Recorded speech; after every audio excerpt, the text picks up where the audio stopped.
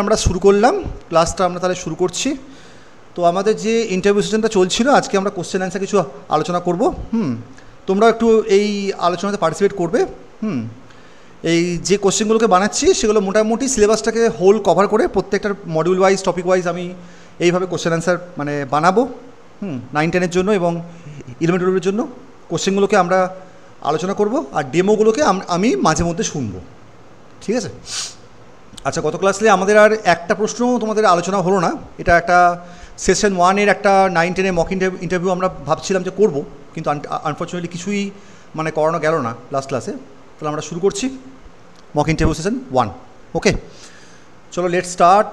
First কোশ্চেনটা বলছে, on what factors internal energy depends for real and ideal gas? বলো সৌভিক, বলো কোন কোন ফ্যাক্টরের উপরে রিয়েল এবং আইডিয়াল গ্যাসের ইন্টারনাল এনার্জি ডিপেন্ড করে? বলো। আইডিয়াল গ্যাসের ক্ষেত্রে অনলি টেম্পারেচার উপর ডিপেন্ড করে, আর রিয়েল গ্যাসের ক্ষেত্রে টেম্পারেচার আর ভলিউম। বাহ বাহ বাহ বাহ বাহ, ভেরি গুড। তাহলে এটার অ্যান্সারটা তাহলে কী হবে? অ্যান্সারটা হচ্ছে এই যে আমার পাওয়ার পয়েন্টে লিখতে একটু অসুবিধা হয়, আমি একটু চেষ্টা করছি লিখবার। আচ্ছা, তো এখানে আমাদের ইউটা তোমাদের কমপ্লিটলি ডিপেন্ড করবে টেম্পারেচারের ওপরে, কারণ তুমি জানো যে রিয়েল গ্যাসের আইডিয়াল গ্যাসের ক্ষেত্রে টেম্পারেচার বাড়লে ইন্টারনাল এনার্জি বেড়ে যায়।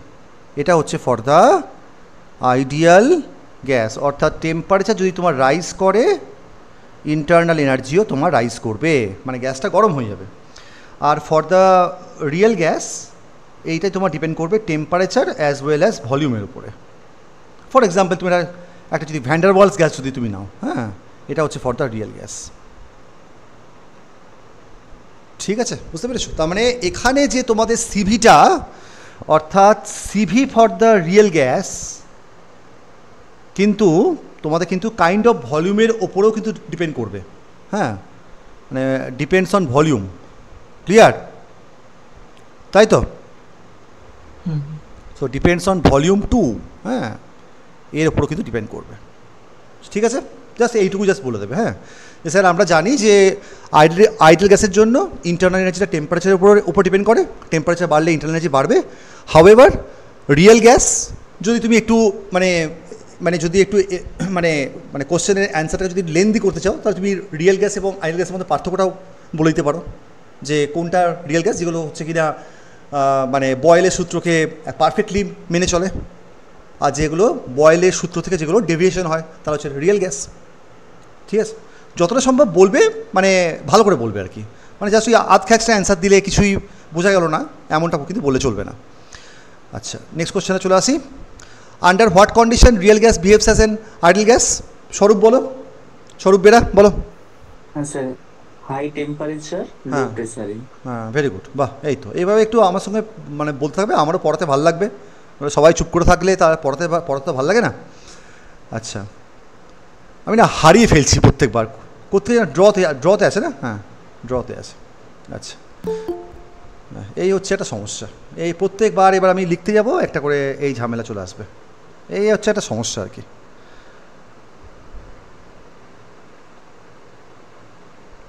পড়াবো নাকি শুধু এই রিকোয়েস্টগুলোকে অ্যাকসেপ্ট করবো? তোমরাই আমাকে বলো না। Under what condition real gas behaves as an ideal gas? তাহলে রিয়েল গ্যাস তোমার যখন বিহেভ করবে আইডিয়াল গ্যাসের মতন, যখন কিনা এটা হাই টেম্পারেচার অ্যান্ড হবে লো প্রেসার। শুধু এইটুকুই বলবে, এক কথায় অ্যান্সার দেবে, লো প্রেসার। তখন বিহেভ করবে কার মতন? আইডিয়াল গ্যাসের মতন। ঠিক আছে, এ প্রসঙ্গে 11-12 যারা তোমরা বোস আইনস্টাইন কনডেনসেশন পড়েছো, সেই প্রসঙ্গে আমি আর একটা কথা তোমাদেরকে বলি। তুমি জানো যে classical limit and the quantum limit, যদি তোমাকে ক্লাসিক্যাল লিমিট এবং কোয়ান্টাম লিমিট জিজ্ঞেস করে, তুমি তাহলে বলে দেবে যে স্যার n ল্যামডা কিউব, এই যে ভ্যালুটা, এইটা কিন্তু ডিটারমাইন করে দেয় যে কোনটা ক্লাসিক্যাল এবং হচ্ছে কোনটা কোয়ান্টাম লিমিট। কোয়ান্টাম লিমিট মানে বুঝতে পারছো, লো টেম্পারেচার। তাহলে এইটা আমাদের হবে comparable to 1 at low temperature. ঠিক আছে, এইটা আমাদের হবে comparable to 1 at low temperature, মানে এইটা হচ্ছে বেসিক্যালি কোয়ান্টাম লিমিট। মানে এই কোশ্চেনটা কিন্তু তোমাকে জিজ্ঞেস করতে পারে। হ্যাঁ, এটা হচ্ছে কোয়ান্টাম লিমিট। আর এন ল্যামডা কিউবটা যখন মাছ লেস দেন 1, সেটা হচ্ছে অ্যাট হাই টেম্পারেচারে, তো সেইটাকে আমরা তাহলে বলতে পারি ক্লাসিক্যাল লিমিট। সেইটা আমাদের কি হবে না ক্লাসিক্যাল লিমিট হবে, ঠিক আছে। সেখানে ল্যামডাটা কি, ল্যামডাটা হচ্ছে কি হয় বলো তো, থার্মাল হ্যাঁ, তাহলে h/2πm/kT, এইটা হচ্ছে আমাদের ল্যামডা। একে আমরা কি বলি মিন থার্মাল।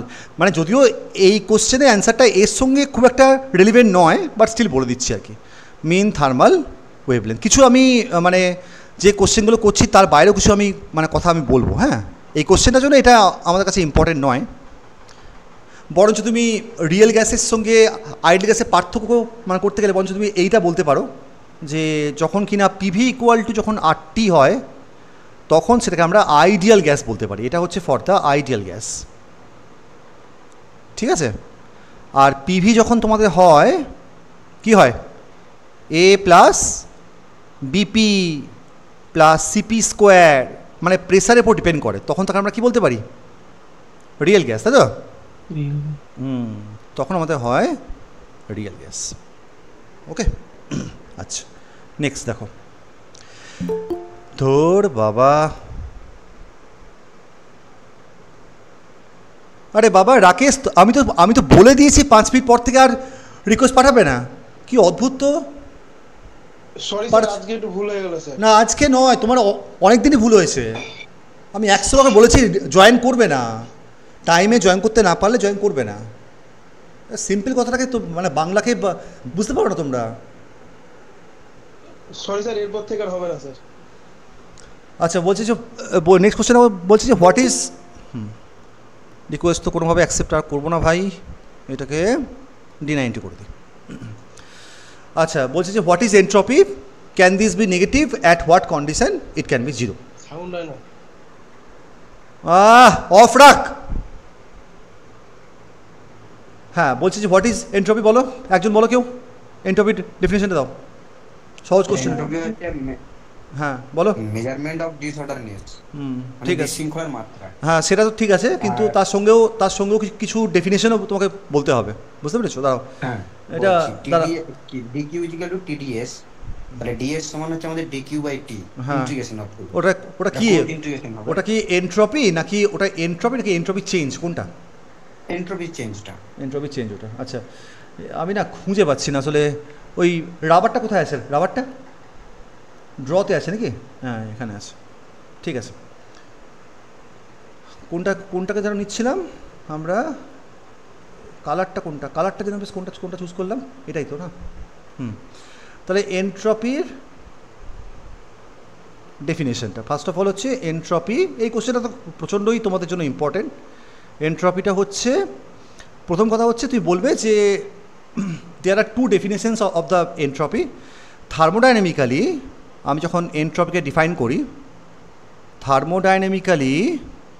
আমরা যখন এন্ট্রপিকে ডিফাইন করি তখন আমরা বের করি অ্যাকচুয়াল এন্ট্রপিটা আমার কাছে ইম্পর্টেন্ট নয়, এন্ট্রপির যে চেঞ্জটা আমাদের কাছে ইম্পর্টেন্ট। তো সেটা আমরা second law of the thermodynamics থেকে বলতে পারি যে ds = dq/t। এটা হচ্ছে ডিফারেন্সিয়াল চেঞ্জ। ডেল্টা এসটা হচ্ছে তোমাদের ইন্টিগ্রেশন ds, এটা আমাদের হবে ইন্টিগ্রেশন dq/t। ওকে, এইটা হচ্ছে তোমাদের ডিফারেন্সিয়াল চেঞ্জ, বুঝতে পারলে, ডিফারেন্সিয়াল চেঞ্জ। ওকে, আচ্ছা এন্ট্রপিটাকে আমরা অন্যভাবেও ডিফাইন করতে পারি যে মেজারমেন্ট অফ দ্য ডিসঅর্ডারলিনেস বা chaos, measurement of disorderliness or chaos, or the randomness of the system,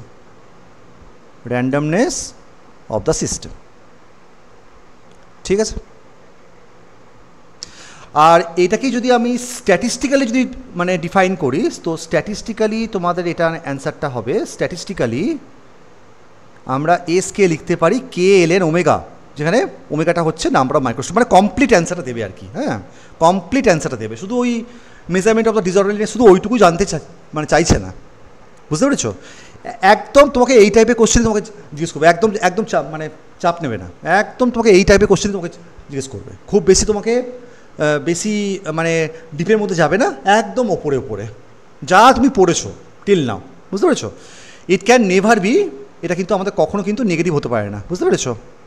এটা আমাদের কিন্তু হতে পারে যে যদি তুমি রিভার্সেবল প্রসেস করো, রিভার্সেবলের জন্য ম্যাক্সিমাম তোমার 0 হতে পারে, হ্যাঁ, এই ডিএসটা তোমার ম্যাক্সিমাম 0 হতে পারে। বাট মোস্ট অফ দ্য কেসেসে এটা ডিএস বলাটা ভুল, এটা অ্যাকচুয়ালি ডেল্টা এস হবে। এটা অ্যাকচুয়ালি ডেল্টা এস হবে। আদারওয়াইজ কিন্তু তোমাদের ডেল্টা এসটা কিন্তু কী হবে না, greater than or equal to 0 হয়, মানে সবসময় তোমাদের হবে either equal to 0 or greater than 0, negative কখনো হতে পারে না, ঠিক আছে? এবার এই প্রসঙ্গে তোমাকে আমি আরেকটা কথা বলি, ইন্ডিভিজুয়াল যখন তুমি বলবে যে নেগেটিভ, এই কোশ্চেনটা কিন্তু অ্যাকচুয়ালি একটা ট্রিক কোশ্চেন। তুমি বলবে যে হ্যাঁ স্যার ইন্ডিভিজুয়াল সিস্টেমের এনট্রপি চেঞ্জ নেগেটিভ হতে পারে। আপনি যখন জিজ্ঞেস করছেন ক্যান দিস বি নেগেটিভ, আপনি কিন্তু অ্যাকচুয়ালি মানে বলছেন ইউনিভার্সের কথা। ইন্ডিভিজুয়াল সিস্টেমের এনট্রপি চেঞ্জ কিন্তু নেগেটিভ হতেই পারে। তুমি যেখান থেকে হিটটাকে এক্সট্র্যাক্ট করছো, তুমি অ্যাকচুয়ালি ওখান থেকে হিটটাকে অ্যাবজর্ব করে নিচ্ছ, তার মানে ওর জন্য কিন্তু ডিকিউটা কিন্তু নেগেটিভ, কি ঠিক কি না বলো, তাই তো? সো ইন্ডিভিজুয়াল সিস্টেমের কিন্তু হতেই পারে, হ্যাঁ, ইন্ডিভিজুয়াল সিস্টেমের এনট্রপি, এই কোশ্চেন কিন্তু অ্যাকচুয়ালি কিন্তু একটা ট্রিক কোশ্চেন, বুঝতে পেরেছো? Entropy can be negative, but ইউনিভার্সের কথা যদি আমি বলি তাহলে কিন্তু কখনো হবে না। হাউএভার ইউনিভার্সের যে এনট্রপি চেঞ্জ, এখানে জায়গাটা বড্ড কম পড়ে যাচ্ছে, ইউনিভার্সের যে এনট্রপি চেঞ্জ ওটা কিন্তু অল টাইম আমাদের হবে either greater than or equal to 0, যদি ওটা রিভার্সেবল প্রসেস হয় তবে কিন্তু তোমাদের 0 হবে। মোস্ট অফ দ্য প্রসেস তোমাদের ইরিভার্সেবল। ইরিভার্সেবল প্রসেস মানে কি, মানে তুমি এমন একটা প্রসেসের মধ্য দিয়ে যাচ্ছ যার ফলে কিনা তুমি সবসময় থার্মোডাইনামিক ইকুইলিব্রিয়ামটাকে মেনটেন করছো, মানে জলটা বরফ হয়ে গেল, বরফটা জল হয়ে গেল, মানে কাইন্ড অফ এরম টাইপের ফেনোমেনা। মানে এ যদি ইমপ্লাই করে বিকে, তাহলে বিও ইমপ্লাই করবে একে। So this is the reversible process. But নেচারে ম্যাক্সিমাম প্রসেসই তোমাদের কি ইরিভার্সেবল, তার জন্য আমাদের অল টাইম কী হয়, পজিটিভ হয়। ঠিক আছে, বোঝা গেল? আচ্ছা, নেক্সট কোশ্চেনটা বলো যে what is the mean free path. একজন বলো, যারা বললে ওরা ছেড়ে দিয়ে বলো, একজন বলো কেউ, what is the mean free path? Falguni বলো। Distance between two consecutive collision. Distance between নয়, দুটো কনজিকিউটিভ কলিশনের মাঝখানে। শোনো, বাংলাতেই তোমরা বলবে, হ্যাঁ, আনলেস ও কমপ্লিট কোশ্চেনটা ইংরেজিতে না করছে। তুমি বাংলা বলার মাঝখানে ইংরেজি ইউজ করো, মানে কোনো অসুবিধা নেই। বাট আমি তোমাদেরকে সাজেস্ট করছি তোমরা একটু বাংলা টার্মিনোলজিগুলো একটু জেনে যাও, এতে ওরা কিন্তু ইমপ্রেসড হবে যে তুমি বাংলাটাও জানো, ইংলিশটাও জানো। হ্যাঁ, মিনফ্রিপাতকে আমরা বাংলাতে মানে কি বলি?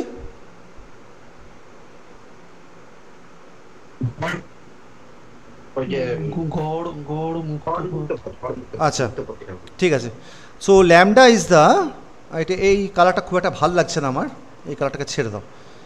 সো আর কি কালার আছে রে, আমি জানি না আসলে, খুব একটা পাওয়ার পয়েন্টে লিখতে অভ্যস্ত নেই তো, লিখতে খুবই অসুবিধা হচ্ছে আমার। সবুজটা বঞ্চ নেওয়া যায়। তো এখানে মিন ফ্রি পাথ হচ্ছে ইজ দ্য ডিস্টেন্স নয়, বা mean free path is the distance traveled by a gas molecule, distance traveled by a gas molecule between two successive collision. Gas molecule distance traveled by a gas molecule in a straight line, এই কথা কিন্তু বলতে হবে। মিন free পাথের সময় কিন্তু কখনো ও কিন্তু কার্ভ পাথে যায় না, স্ট্রেট লাইন পাথে যায়। In a straight line between two successive collision, ঠিক আছে। নেক্সট বলো যে এটা প্রেসার এবং টেম্পারেচার উপর কীভাবে ডিপেন্ড করে বলো, একটু ছবি। ল্যামডাটা হয় 1/√2n/σ²। আবার আমরা কাইনেটিক থিওরি থেকে জানি P সমান NKT। হ্যাঁ, বাহ, ভেরি গুড, ঠিক আছে। আর বলতে হবে না, ঠিক আছে, আমি বুঝে গেছি, যা বোঝার বুঝে গেছি। তাহলে ল্যামডাটা আমার তাহলে এটা হয়ে থাকে 1/√2πσ²n। সিগমাটা প্রত্যেকটা যখন লিখবে ডেফিনেশনটাও বলে দেবে যে স্যার এখানে এগুলো অ্যাকচুয়ালি এইগুলো মিন করে। তোমাকে ইমপ্রেশন জমাতে হবে ভাই, পরিষ্কার কথা, তোমাকে ইমপ্রেশন জমাতে হবে ওইটুকু সময় মতো যেন তোমাকে বুঝতে পারে। যত তুমি তোমার মধ্যে কনফিউশন করে থাকবে, ধরো তুমি ইন্টারভিউ তুমি প্রত্যেকটা কোশ্চেন তুমি কিন্তু খুব ভালো অ্যান্সার দিচ্ছ, তাহলে ইন্টারভিউ তোমার খুব বেশিক্ষণ চলবেও না। ওরা যা বুঝবার, তোমার ইন্টারভিউ বেশিক্ষণ ধরে চলছে মানে যে তোমার পাওয়ার চান্সেস বাড়ছে, এটা অ্যাকচুয়ালি ভুল। তুমি নিজে একবার ইন্টারভিউয়ের সামনে একবার ভাবো না, ধরো তুমি নিজে ইন্টারভিউ নিচ্ছ, তোমার একটা ক্যান্ডিডেটকে তোমার বুঝতে প্রবলেম হচ্ছে, তার মানে কি তোমার অবভিয়াসলি তোমার ইন্টারভিউয়ের টাইমটাও বেশি লাগবে। মানে তুমি একটু পাজেল যে আমি কি একে নেবো কি নেবো না। কিছু ক্যান্ডিডেট এমন থাকবে যাকে দেখেই মানে তার কনফিডেন্সটা এত লেভেলে থাকবে যে ওকে সঙ্গে সঙ্গে ওরা নিয়েই নেবে। কিছু ক্যান্ডিডেট থাকবে এটা একটু কনফিউজ করবে, মানে ওরা অনেক কিছু কথা বলবে কিন্তু আসল কথাটা বলবে না, তখনই কিন্তু ইন্টারভিউ কিন্তু একটু সময় নেয় ওকে জাজ করার জন্য। 5 মিনিট এক্সট্রা হয়তো নিল, সেই 5 মিনিটও যদি দেখা যায় সেই একই রকমের পাজেলড অ্যান্সার দিয়ে যাচ্ছে, সেক্ষেত্রে কিন্তু পাওয়ার সম্ভাবনা থাকবে না। বুঝতে পেরেছো? তাই এটা আমাদের সিগমাটা হচ্ছে molecular diameter, it is proportional to 1/n। আবার আইডিয়াল গ্যাস ইকুয়েশন থেকে আমি লিখতে পারি P সমান হচ্ছে NKT, তাহলে 1/nটা প্রপোর্শনাল টু আমার চলে আসছে কত, টেম্পারেচার বাই প্রেশার। তাহলে এটা আমাদের হয়ে যাবে টেম্পারেচারের সঙ্গে ডাইরেক্টলি প্রপোর্শনাল, প্রেশারের সাথে ইনভার্সলি প্রপোর্শনাল। এইটা তোমাকে একটু জেনে যেতে হবে, ঠিক আছে? দুম করে হয়তো এই কোশ্চেনটা তোমাকে জিজ্ঞেস করতেই পারি, এবং যে কোশ্চেনগুলো তোমাকে করাবো তুমি কয়েকটা কোশ্চেন তো তুমি অবশ্যই কম পাবে, কোনো সন্দেহ নেই আমার। ওকে, ঠিক আছে, আচ্ছা, ব্যাস এইটুকুই বলবে, আর বেশি কিছু বলার দরকার নেই। নেক্সট কোশ্চেনটা দেখো, what are the basic assumptions of the kinetic theory. 3-4টে পয়েন্ট জাস্ট বলে দেবে, এটা তোমরা সবাই পারবে। যেমন আমি ছোটো করে লিখছি, খুব বেশি ইলাবোরেটিভলি আমি লিখবো না। ফর এক্সাম্পল, যে প্রত্যেকটা গ্যাস মলিকুলসগুলো কী হয়, তোমার হচ্ছে হার্ড স্ফিয়ার হয়। Gas molecules R treated as the hard sphere. Hard sphere মানে বুঝতেই পারছো, তাদের মধ্যে যে কলিশনটা হয় ওটা আমাদের ইলাস্টিক কলিশন হয়, মানে মোমেন্টাম এবং কাইনেটিক এনার্জি কনজার্ভ থাকে, ঠিক আছে? গ্যাস মলিকুলগুলো যে motion is completely random, motion is completely random, মানে কোনো প্রেফারেন্সিয়াল কোনো ডিরেকশন থাকে না, কমপ্লিটলি র্যান্ডম। এইটাকে তোমরা একটু এক্সপ্লেন করে বলবে যে নো প্রেফারেন্সিয়াল ডিরেকশন, মানে এমনটা নয় যে গ্যাস মলিকুলসগুলো এক্স অ্যাক্সিসকে ভালোবাসে বা ওয়াই অ্যাক্সিসকে ভালোবাসে, না, ওরা যে কোনো অ্যাক্সিস বরাবর মুভ করতে পারে বা যে কোনো প্লেনেতে মুভ করতে পারে। নো প্রেফারেন্সিয়াল ডিরেকশন, ঠিক আছে, হয়ে গেল। আর অল পসিবল, তার এখানে সংশয় লিখবে যে অল পসিবল ডিরেকশন, যে কোনো পসিবল ডিরেকশানে মুভ করতে পারে, অল পসিবল ডিরেকশানে মুভ করতে পারে, between the velocity is in between 0 to infinity, velocity is in between 0 to infinity, এটা অবশ্যই বলবে 0 to infinity, এটা বললে ঠিক আছে। 4 নম্বরে বলবে যে মানে কলিশনস আর ইনস্ট্যান্টেনিয়াস, কলিশনস আর ইনস্ট্যান্টেনিয়াস, অর্থাৎ দুটো মলিকিউলের, ধরো দুটো গ্যাস মলিকিউল নিজেদের মধ্যে কোলাইড করলো, ওই কলিশন যে টাইমটা ওটা কলিশন বিটুইন টাইমের থেকে অনেক অনেক কম, ঠিক বলেছি তো? তাহলে অ্যাকচুয়াল কলিশন টাইম, এটা মানেটা হচ্ছে যে অ্যাকচুয়াল যে কলিশন টাইমটা, actual collision time is much smaller, is much smaller between the time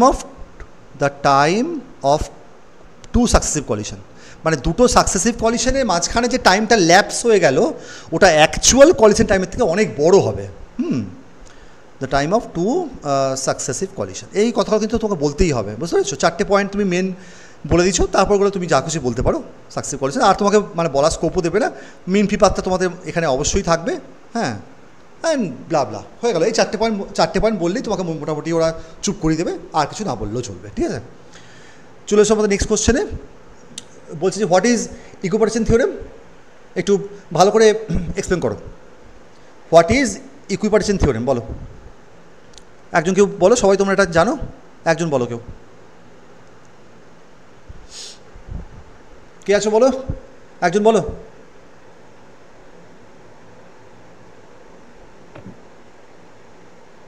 energy প্রত্যেক ডিগ্রিজ অফ ফ্রিডমের জন্য, মানে প্রত্যেক degrees of freedom half KG করে এনার্জি পায়।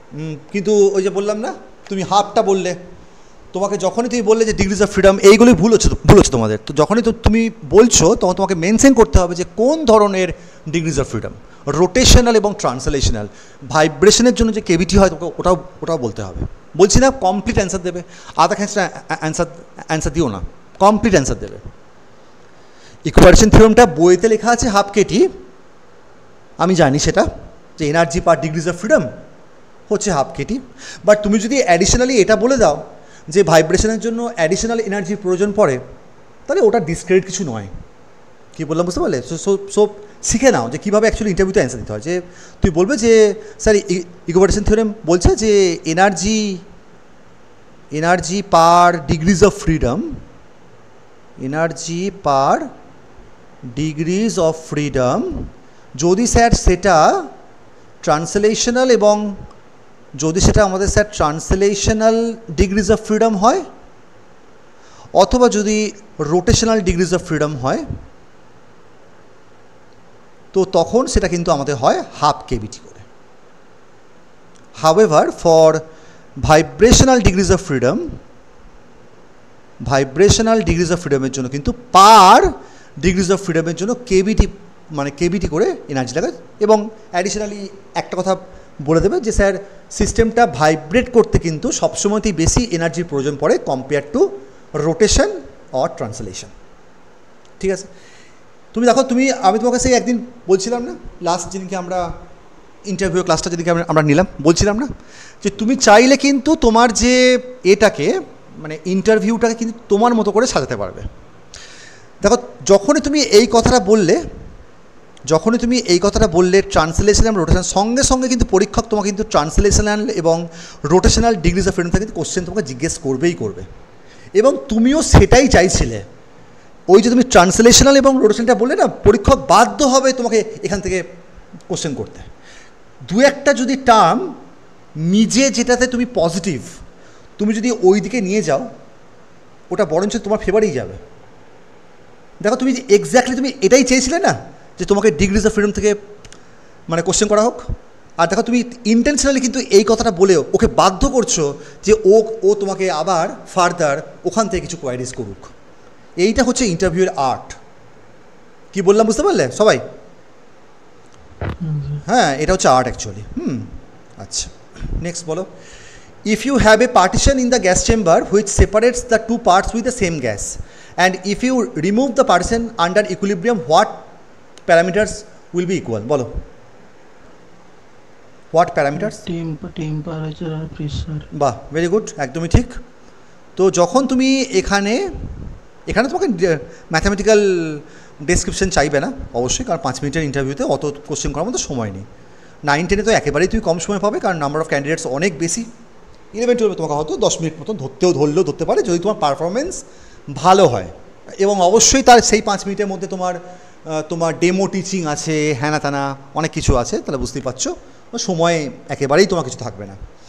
তো ধরো তুমি যদি তোমাদের পার্টিশন থাকে, এ পাশে তোমার যদি P1, V1, T1 থাকে, এ পাশে তোমার যদি P2, V2, T2 থাকে, তাহলে অ্যাট ইকুইলিব্রিয়ামে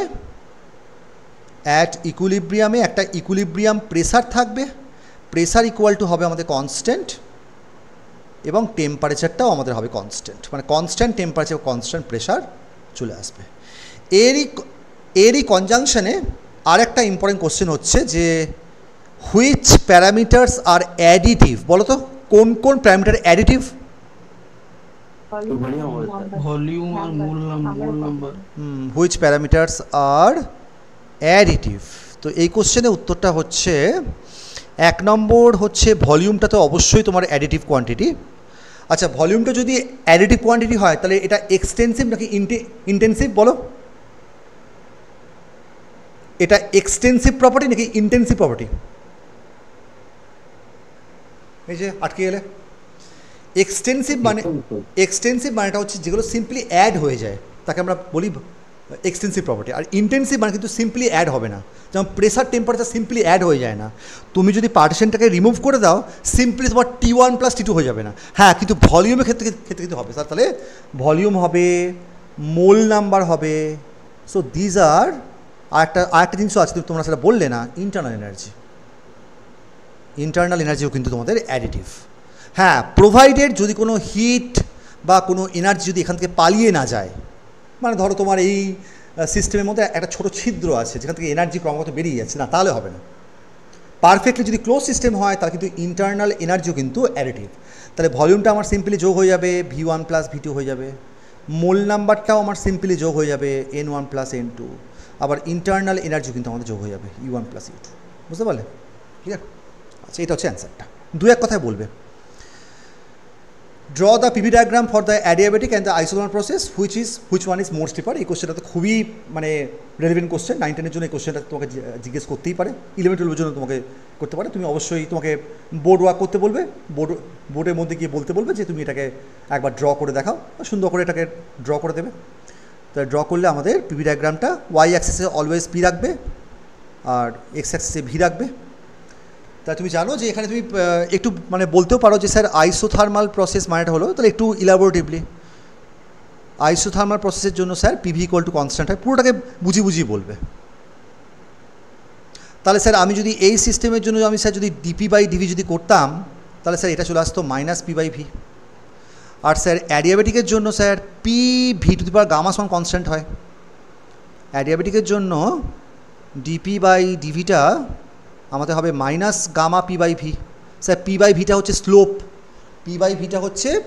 P/Vটা হচ্ছে আইসোথার্মাল কার্ভের স্লোপ। অ্যাডিয়াবেটিকের জন্য ওটা গামা টাইমস বেশি হয়ে যায়, তাহলে মানে কতটা তাড়াতাড়ি ফল করবে অ্যাডিয়াবেটিকটা। তো স্যার অ্যাডিয়াবেটিকটা মানে স্যার বেশি তাড়াতাড়ি ফল করবে, এইভাবে স্যার ফল করে যাবে। আর আইসোথার্মালটা না স্যার একটু দেরিতে ফল করবে, এইভাবে ফল করবে। ক্লিয়ার? এখানে মেনশন করে দেবে যে স্যার এটা আইসোথার্মাল আর এটা স্যার অ্যাডিয়াবেটিক। ঠিক আছে, ওকে, এই হচ্ছে আমাদের কথা। খুব বেশি চাপ নেওয়া কোনো দরকার নেই, জাস্ট এইভাবে বুঝিয়ে দেবে। এখানে স্যার গামাটা তো স্যার অবভিয়াসলি গ্রেটার মানে 1, তাহলে স্যার ওটা বেশি তাড়াতাড়ি ফল করবে। স্লোপ মানে তোমাকে জিজ্ঞেস করবে। হ্যাঁ, অবশ্যই কিন্তু ইন্টারভিউর জন্য গ্রাফ প্র্যাকটিস করে যাবে। আমি তোমাকে কয়েকটা নোন গ্রাফ করে দেখাবো, ঠিক আছে? ক্লিয়ার? নেক্সট কোশ্চেনে বলো, হোয়াট ইন্টারনাল এনার্জি সিগনিফাইজ? বলো, হোয়াট ইন্টারনাল এনার্জি সিগনিফাইজ? বলো, কি বলবে?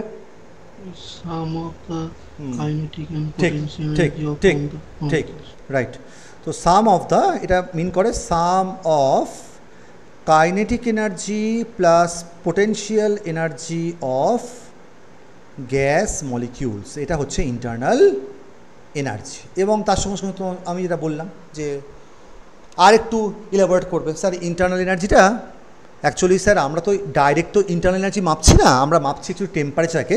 তো টেম্পারেচারের সঙ্গে ডাইরেক্টলি প্রপোর্শনাল। ইন্টারনাল এনার্জিটা হচ্ছে ডাইরেক্টলি প্রপোর্শনাল টু টেম্পারেচার। আচ্ছা, ইন্টারনাল এনার্জি বাড়লে so internal energy in some way temperature কিন্তু রিফ্লেক্ট করে। যত বেশি হাই টেম্পারেচার তত কিন্তু আমাদের ইন্টারনাল এনার্জিটা বেশি। এবং সেটা ওটাকে আমরা ইকুয়েশন আকারেও কিন্তু আমরা দেখাতে পারি, মানে কমপ্লিট বলবে আর কি, শুধু সাম অফ দ্য বলবে না। ইন্টারনাল এনার্জি মানে তো অ্যাকচুয়ালি কাইন্ড অফ তুমি ইন আ সেন্স একটা temperature, actually it is a representative of some temperature, তাই না? ইন্টারনাল এনার্জি কমলে গ্যাসটা ঠান্ডা হয়ে যাবে, ইন্টারনাল এনার্জি বাড়লে গ্যাসটা গরম হয়ে যাবে। ওকে, আর যদি এক্সপ্রেশনটা যদি লিখতে পারো যে স্যার ইউটা আমাদের হয়ে থাকে F(n/2) ইন্টু F(t). এফটা হচ্ছে ডিগ্রিজ অফ ফ্রিডম আর টিটা হচ্ছে টেম্পারেচার, লিখতেই পারো, সমস্যা নেই। এনটা হচ্ছে নাম্বার অফ মোল, হ্যাঁ, এনটা হচ্ছে নাম্বার অফ মোল। ক্লিয়ার? এফটা হচ্ছে number of degrees of freedom. অবশ্যই তোমার ডিগ্রিজ অফ ফ্রিডমের যে নাম্বারগুলোকে মানে কত হয় এবং কীভাবে ক্যালকুলেট করে ওটা অবশ্যই তুমি জেনে যাবে। নেক্সট কী বলছে? Why CP/CV ratios are different for different gases? বলো, কেন CP/CV রেশিওটা ডিফারেন্ট গ্যাসের জন্য ডিফারেন্ট? বলো, how does it depend on the degrees of freedom? বলো, কী বলবে? সিপি বাই সিভি রেশিওটা তো গামা ইকুয়াল টু 1+2/f, হ্যাঁ মানে একটা ডিগ্রিজ অফ ফ্রিডম। হ্যাঁ, তো ওটা যেহেতু তোমার আলাদা, হ্যাঁ তো এখানে বলবে যে স্যার সিপি বাই সিভি যে রেশিওটা ওটা তো স্যার অ্যাকচুয়ালি গামা হয়, আর গামাটাকে স্যার আমি লিখতে পারি 1+2/f, এফটা হচ্ছে degrees of freedom.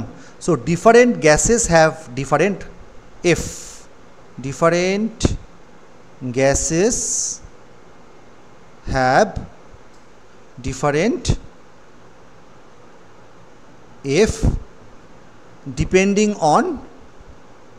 depending on number of atoms, তাই না? হ্যাঁ, তারপরে বলে দেবে যে স্যার মোনো অ্যাটমিকের জন্য এফটা আমাদের 3 হয়, ডায়াটমিকের জন্য এফটা আমাদের 5 হয়, মানে তুমি এটা লো টেম্পারেচারে বলছো, 5 হয়। আর ট্রাইঅ্যাটমিকটাতে তোমার ডিপেন্ড করছে সেটা মানে কী ধরনের ট্রাইঅ্যাটমিক, লিনিয়ার ট্রাইঅ্যাটমিক নাকি আমাদের নন লিনিয়ার ট্রাইঅ্যাটমিক। নন লিনিয়ারের জন্য বলে দিচ্ছি, নন লিনিয়ার ট্রাইঅ্যাটমিকের জন্য কত হয়? 6, তাই তো? এফটা হচ্ছে 6, হয়ে গেল, সিম্পল। এই কারণের জন্য আমাদের আলাদা হয়। এর থেকে শক্ত কোশ্চেন তুমি আর এক্সপেক্ট করো না, বুঝছো? নেক্সট বলছি, by which process heat flows from one end to a rod to other. আচ্ছা, আমি একটু জুম করে দিচ্ছি তোমাদের দেখবার সুবিধার জন্য। নাও এবার এই অ্যান্সারটা দাও। By which process heat flows from one end to a rod to other end if one end is heated? How water is getting heated? বলছে which heat transfer process requires no medium. বলো, এই তিনটের answer দাও। প্রথমেরটা sir conduction. প্রথমেরটা হচ্ছে conduction, very good. তারপরটা হচ্ছে convection. Very good. তারপরটা radiation. হ্যাঁ ঠিক, এটা কন্ডাকশন, এটা হচ্ছে কনভেকশন, আর এটা হচ্ছে রেডিয়েশন। সঙ্গে সঙ্গে তোমাকে কিন্তু ডিফারেন্স তোমাকে কিন্তু জিজ্ঞেস করবেই। কন্ডাকশানে কী হয়, কন্ডাকশানে একটা প্রান্ত তুমি অ্যাকচুয়ালি তোমার কী হয় না, মলিকিউলসগুলো মুভ করে না, মলিকিউলসগুলো হিটটাকে ট্রান্সফার করতে থাকে লেয়ার বাই লেয়ার। তো এখানে কী হয় না, layer by layer heat transfers, মানে একটা প্রান্তকে গরম করলে heat transfers, no molecular movement, মানে অ্যাকচুয়ালি কিন্তু মলিকিউলসগুলো কিন্তু মুভ করে না, নো মলিকিউলস মুভমেন্ট। ঠিক আছে? আচ্ছা, কনভেকশন প্রসেসে কিন্তু জলটা কিন্তু সত্যিকারে মানে একবারে নিচের প্রান্তে যে জলটা আছে ওখান থেকে জলগুলো ওপরের দিকে উঠে আসে। হ্যাঁ, তার মানে কী হচ্ছে, অ্যাকচুয়াল শিফটিং বা ডিসপ্লেসমেন্ট অফ দ্য মলিকুলস হয়, তাই তো? Yes or no? আচ্ছা, একেবারে অব্যবহিত যেটা কিনা আগুনের সংস্পর্শে আছে ওই জলটা কেন ওপরের দিকে উঠে আসে? ভলিউম বেড়ে যাচ্ছে, ভলিউম বেড়ে যাওয়ার জন্য ডেন্সিটি কমে যাচ্ছে, তাই তো? ডেন্সিটি কমে গেলে ওপরের দিকে উঠে আসবে। তাহলে কনভেকশনের জন্য কী হচ্ছে, অ্যাকচুয়ালি দ্য মলিকিউলস মুভ। হ্যাঁ, অ্যাকচুয়ালি দ্য মলিকিউলস মুভ, মানে মলিকিউলসগুলো কিন্তু অ্যাকচুয়ালি কিন্তু মুভ করে। আর রেডিয়েশনের জন্য কিন্তু আমাদের কোনো মেটেরিয়াল মিডিয়াম থাকলেও হয়, না থাকলেও মানে কোনো ক্ষতি নেই। So no material medium required. ঠিক আছে? আচ্ছা, রেডিয়েশন প্রসেসে যে মিডিয়ামের মধ্য দিয়ে আসছে সেই মিডিয়ামটাকে কি মানে হিট করে? না, করে না। হ্যাঁ, তাহলে অবশ্যই মনে রাখবে কন্ডাকশানে এবং কনভেকশানে কিন্তু হিট করে, রেডিয়েশনে কিন্তু হিট করে না। No material medium is required. একটু বুদ্ধিমান লোকজন বলে যে রেডিয়েশনের আমাদের জীবনে ইম্পর্টেন্স কী? তুমি তাহলে কি বলবে? যে স্যার তাই যদি না হতো, সূর্য থেকে কিছুই আসতো না, আর তাহলে আমরা বাঁচতেও পারতাম না, রাইট? তাই তো? সূর্য থেকে স্যার কিছুই আসতো না, সূর্য থেকে কিছু না এলে স্যার আমরা লাইট কিংবা হিট কিছুই পেতাম না, গাছ স্যার ক্লোরোফিল সিনথেসিস করতে পারতো না, আর আমরা খাবারও পেতাম না, তাই না? আচ্ছা, what is the unit of the thermal conductivity? এই ধরনের কোশ্চেন্সগুলোকে তোমার চট করে মনে আসবে না, তখন তুমি বলবে স্যার আমি কি একটু লিখতে পারি? যারা এক্সামিনার আছে তাদের মানে পারমিশন চেয়ে নেবে যে স্যার এটা তো একটু বড়টা মুশকিল, কারণ এটা বেশ বড়সড় ইউনিট, স্যার আমি কিছু লিখতে পারি? খাতা পেন নিয়ে লিখবে, তোমার সামনে একটা পিস অফ পেপার কিংবা একটা বোর্ড তোমার থাকবেই থাকবে, কারণ এই ধরনের উল্টোপাল্টা কোশ্চেনগুলো ওরাও জানে যে তুমি চট করে রিকল করতে পারবে না, ইট ইজ কোয়াইট ন্যাচারাল। ওকে, তো সব বলবে যে স্যার আমরা জানি যে স্যার একটা প্রান্ত হচ্ছে স্যার যদি আমি হিট করি তাহলে অন্য প্রান্তে হিটটা যায় স্যার। এই ধরুন একটা যদি আমি এরকম স্ল্যাব যদি নিই, এই প্রান্তে যদি স্যার আমরা হয় θ1 টেম্পারেচার, এই প্রান্তে যদি আমার হয় θ2 টেম্পারেচার, এবং তার থিকনেস যদি হয় টি, তার থিকনেস যদি হয় আমাদের টি, তাহলে আমরা জানি যে লম্বভাবে যতটা হিট ফ্লো হয় কিউটা আমাদের হয় thermal conductivity into area θ1 minus θ2, then sir time, মানে কতটা টাইম ধরে হিটটা ফ্লো করছে, ডিভাইড বাই ওর যে থিকনেসটা। তাহলে স্যার এখান থেকে আমরা বলতে পারি যে কে ডাইমেনশনটা হচ্ছে Q times D by A θ1 minus θ2 per time. এখন স্যার ডি এর ডাইমেনশন এবং এর ডাইমেনশন, এটা sir area of cross section, D এর ডাইমেনশন এবং এরিয়া ডাইমেনশন তো স্যার একটা কাটবে, তাহলে কী হবে, তাহলে কী হবে কিউ, তাহলে কী হবে কিউ, তাহলে আমার তাহলে হবে ক্যালোরি, বলে যাও, calorie per metre, calorie per metre, then second, then হ্যাঁ metre kelvin second, right, metre kelvin second. Sir watt metre inverse kelvin inverse এটা বললে হবে? হ্যাঁ এটা বললেও হবে, এটা বললেও হবে, ঠিক আছে। এবার বলবে দেন তুমি ওটাকে চাইলে ওয়াটেতেও মানে কনভার্সন করে দিতে পারো, মানে কোনো সমস্যা নেই, ব্যাস এইভাবে। আচ্ছা এখানে ক্যালোরি তো বলা যাবে না, কারণ তুমি তো ইয়েতে বলছো, মিটার বলে তো তোমার তো ক্যালোরি তো বলা যাবে না, তাই না? কী বলতে হবে, জুল, হ্যাঁ ওটা তাহলে কিন্তু আমাদের মানে জুল হয়ে যাবে, তাই না? দুটোকে কিন্তু মিক্স করে মানে বলা যাবে না, হ্যাঁ বললে তুমি একটাতে বলো, তোমাকে এখানে জুল বলতে হবে, তাই না? এখানে তুমি জুল বলে দেবে, কোনো সমস্যা নেই, ব্যাস এইভাবে। ডাইমেনশন আশা করি তোমাকে জিজ্ঞেস করবে না, কারণ এইটুকু সময়ের মধ্যে অতটা করাটা সম্ভব নয়, আর ওইভাবে ডাইমেনশন দুম করে তোমাকে জিজ্ঞাসা মানে করার এখতিয়ারও নেই ওদের। How does it differ from the electrical conductivity? Electrical কন্ডাক্টিভিটির সঙ্গে এর কী ডিফারেন্স আছে? ইলেকট্রিক্যাল কন্ডাক্টিভিটির সঙ্গে এর কী ডিফারেন্স? থার্মাল কন্ডাক্টিভিটিতে পার্টিসিপেট করে কে? মলিকিউলস। আর ইলেকট্রিক্যাল কন্ডাক্টিভিটিতে পার্টিসিপেট করে কে? ইলেকট্রন। হ্যাঁ, তাহলে এটা একটা মেন পার্থক্য, ঠিক আছে। আর কী হতে পারে বলো তো, আর কী হতে পারে? থার্মাল কন্ডাক্টিভিটি এবং ইলেকট্রিক্যাল কন্ডাক্টিভিটিতে কী পার্থক্য আছে? আর কি পার্থক্য আছে? এটা ভাবো, এটা ফ্লো অফ থার্মাল এনার্জি, ওটা হ্যাঁ ফ্লো অফ চার্জ। ঠিকই বলেছো, বাহ ভেরি গুড। ছোট্ট দেখো তোমরা এটাই বলতে পারছো না যে ওখানে ফ্লো অফ থার্মাল এনার্জি, একদমই তাই, অ্যাবসলিউটলি কারেক্ট। আর এখানে ফ্লো অফ চার্জ হচ্ছে, তাই না? যেটা তুমি দেখতে পাচ্ছ তুমি ওটাই বলো না, তুমি যেটা দেখতে পাচ্ছ চোখের সামনে ওটাই তুমি বলো, ওকে। এদের মধ্যে একটা রেশিও আছে, ওর নাম কি? ওয়াইডম্যান ফ্রাঞ্জ রেশিও। হ্যাঁ ওয়াইডম্যান, বানটা আমার ঠিক মনে পড়ছে না, ওয়াইডম্যান Franz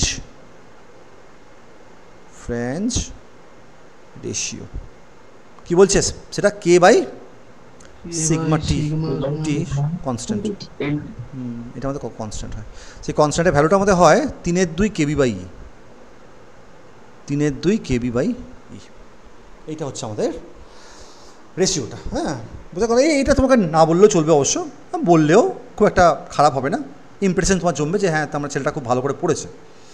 what are the different scales of temperature? নাম করো, কত রকমের স্কেল আছে? স্কেল হয় মেইনলি, হ্যাঁ ডিগ্রি সেলসিয়াস, প্রথমে ডিগ্রি সেলসিয়াস বলে না বাবা, ওরা সেলসিয়াস স্কেল বলে, সেলসিয়াস স্কেল বলে, দেন ফারেনহাইট স্কেল বলবে, ফারেনহাইট স্কেল আর কেলভিন, আর রিমেন স্কেল আছে, হ্যাঁ রিউমার স্কেল, হ্যাঁ ফারেনহাইট স্কেল, আর একটা কেলভিন স্কেল আছে, আর একটা কি আছে? রিউমার স্কেল, তাই তো? রিউমার স্কেল, এখানে জায়গা নিয়ে বলে ফার্স্টে লিখলাম রিউমার স্কেল। এই চারটে রিউমার হবে, এটা ভুল হলো লেখাটা, রিউমার। বার্নগুলো এখন ঠিক খেয়াল করতে পারছি না, বাট তো বার্ন ভুল হলে কিছু তোমার ডিস্কের কিছু নয় আর কি। হ্যাঁ ঠিক আছে, সেলসিয়াস স্কেলে তুমি এখানে প্রত্যেকটার যদি সময় থাকে, যদি তুমি একবার শুরু করবে, তারপরে না হয় সে তোমাকে বলতে দিল বা না বলো, তোমাকে তখন অবশ্যই জিজ্ঞেস করবে যে এই যে ডিফারেন্ট, আমি কিন্তু বলছি এই কোশ্চেনগুলো কিন্তু টিপিক্যাল 9-10-এর জন্য কোশ্চেনগুলো, তুমি কোয়ালিটি তুমি বুঝতে পারছো। 11-12 কিন্তু তোমাকে আমি একটু যা কোশ্চেন জিজ্ঞেস করবো তার থেকে আমি একটু হাই লেভেলে তোমাকে প্র্যাকটিস করাবো, একটুখানি সামান্য সামান্য একটুখানি একটু হাই লেভেলের। মানে ধরো 50 যদি আমাদের রেফারেন্স হয়, আমি তোকে 51 পড়াবো, সামান্য একটু হাই লেভেলের। তো এইগুলো তোমাদের একদম একদম টিপিক্যালি একদম ঠিকই আছে। তখন তুমি বলবে যে স্যার, মানে তুমি শুরুটা অ্যাটলিস্ট করবে, তারপরে তোমাকে বলতে দিক বা না দিক, স্যার এই 4 ধরনের স্কেলকে আমরা ডিস্টিংগুইশ করতে পারি, যে আমরা ওয়াটারের যে বয়েলিং পয়েন্ট এবং ফ্রিজিং পয়েন্টকে আমরা কী ধরছি। যেমন এখানে স্যার টি এর মানে ফ্রিজিং পয়েন্টটাকে আমরা ধরি টি ফ্রিজ, TF বলতে পারি, আর TB বলতে পারি বয়েলিং পয়েন্ট। স্যার এখানে হচ্ছে 0 ডিগ্রি সেলসিয়াস, এখানে স্যার হচ্ছে 100 ডিগ্রি সেন্টিগ্রেড। এখানে স্যার ফ্রিজিং পয়েন্টটাকে আমরা বলতে পারি 32F, আর এখানে স্যার বয়েলিং পয়েন্টটা হচ্ছে 212F। এখানে স্যার টি ফ্রিজিংটা আমাদের হচ্ছে কত, জলদি বলো। 273, হ্যাঁ ভেরি গুড, 273 কেলভিন, আর বয়েলিং পয়েন্টটা হচ্ছে 373। এইখানে স্যার TFটা হচ্ছে ফ্রিজিংটা হচ্ছে 0 ডিগ্রি আর TBটা হচ্ছে 80 ডিগ্রি আর, তাই তো? 80 ডিগ্রি আর, ব্যাস এই তো হয়ে গেল। এইটুকু জাস্ট তুমি একটু বলতে পারো। এবার তাদের মধ্যেকার যে কনভার্সনগুলো হয়, যে কোনো স্কেল, ধরো আমি সেলসিয়াস স্কেল থেকে, ধরো তুমি একটা স্কেল বানিয়েছো, তাহলে সেলসিয়াস স্কেলে যে কোনো একটা টেম্পারেচার মাইনাস ওই স্কেলে যে freezing divide by boiling minus freezing, অর্থাৎ 100 মাইনাস 0 ইজ ইকুয়াল টু, সেমভাবে ফাইনাইট স্কেলে হবে এফ ওই স্কেলে যে ফ্রিজিং মাইনাস ওদের মধ্যেকার যে ডিফারেন্সটা 212 মাইনাস 32। সেমভাবে এখানেও ঠিক তাই, কেলভিন স্কেলে হচ্ছে কে, ওই স্কেলে তোমার যেটা আছে 273 ডিভাইড বাই 373 মাইনাস 273। তাহলে যে কোনো স্কেল থেকে কিন্তু যে কোনো স্কেলের মধ্যে কিন্তু কনভার্সন করা যাবে। ইকুয়াল টু আমাদের হবে আর মাইনাস 0 বাই 80 মাইনাস 0। আচ্ছা, এখানে আর একটা কোশ্চেন তোমাকে আমি জিজ্ঞেস করি, টেম্পারেচার অ্যাকচুয়ালি কি ইন্ডিকেট করে? না না না, আমি ওটা বলছিলাম, মানে টেম্পারেচারটা হিটের সাথে কিভাবে রিলেটেড? আচ্ছা, কোন দিকে ফ্লো করবে হিট, হ্যাঁ, আচ্ছা সেটার ইলেকট্রিক্যাল অ্যানালগ কি?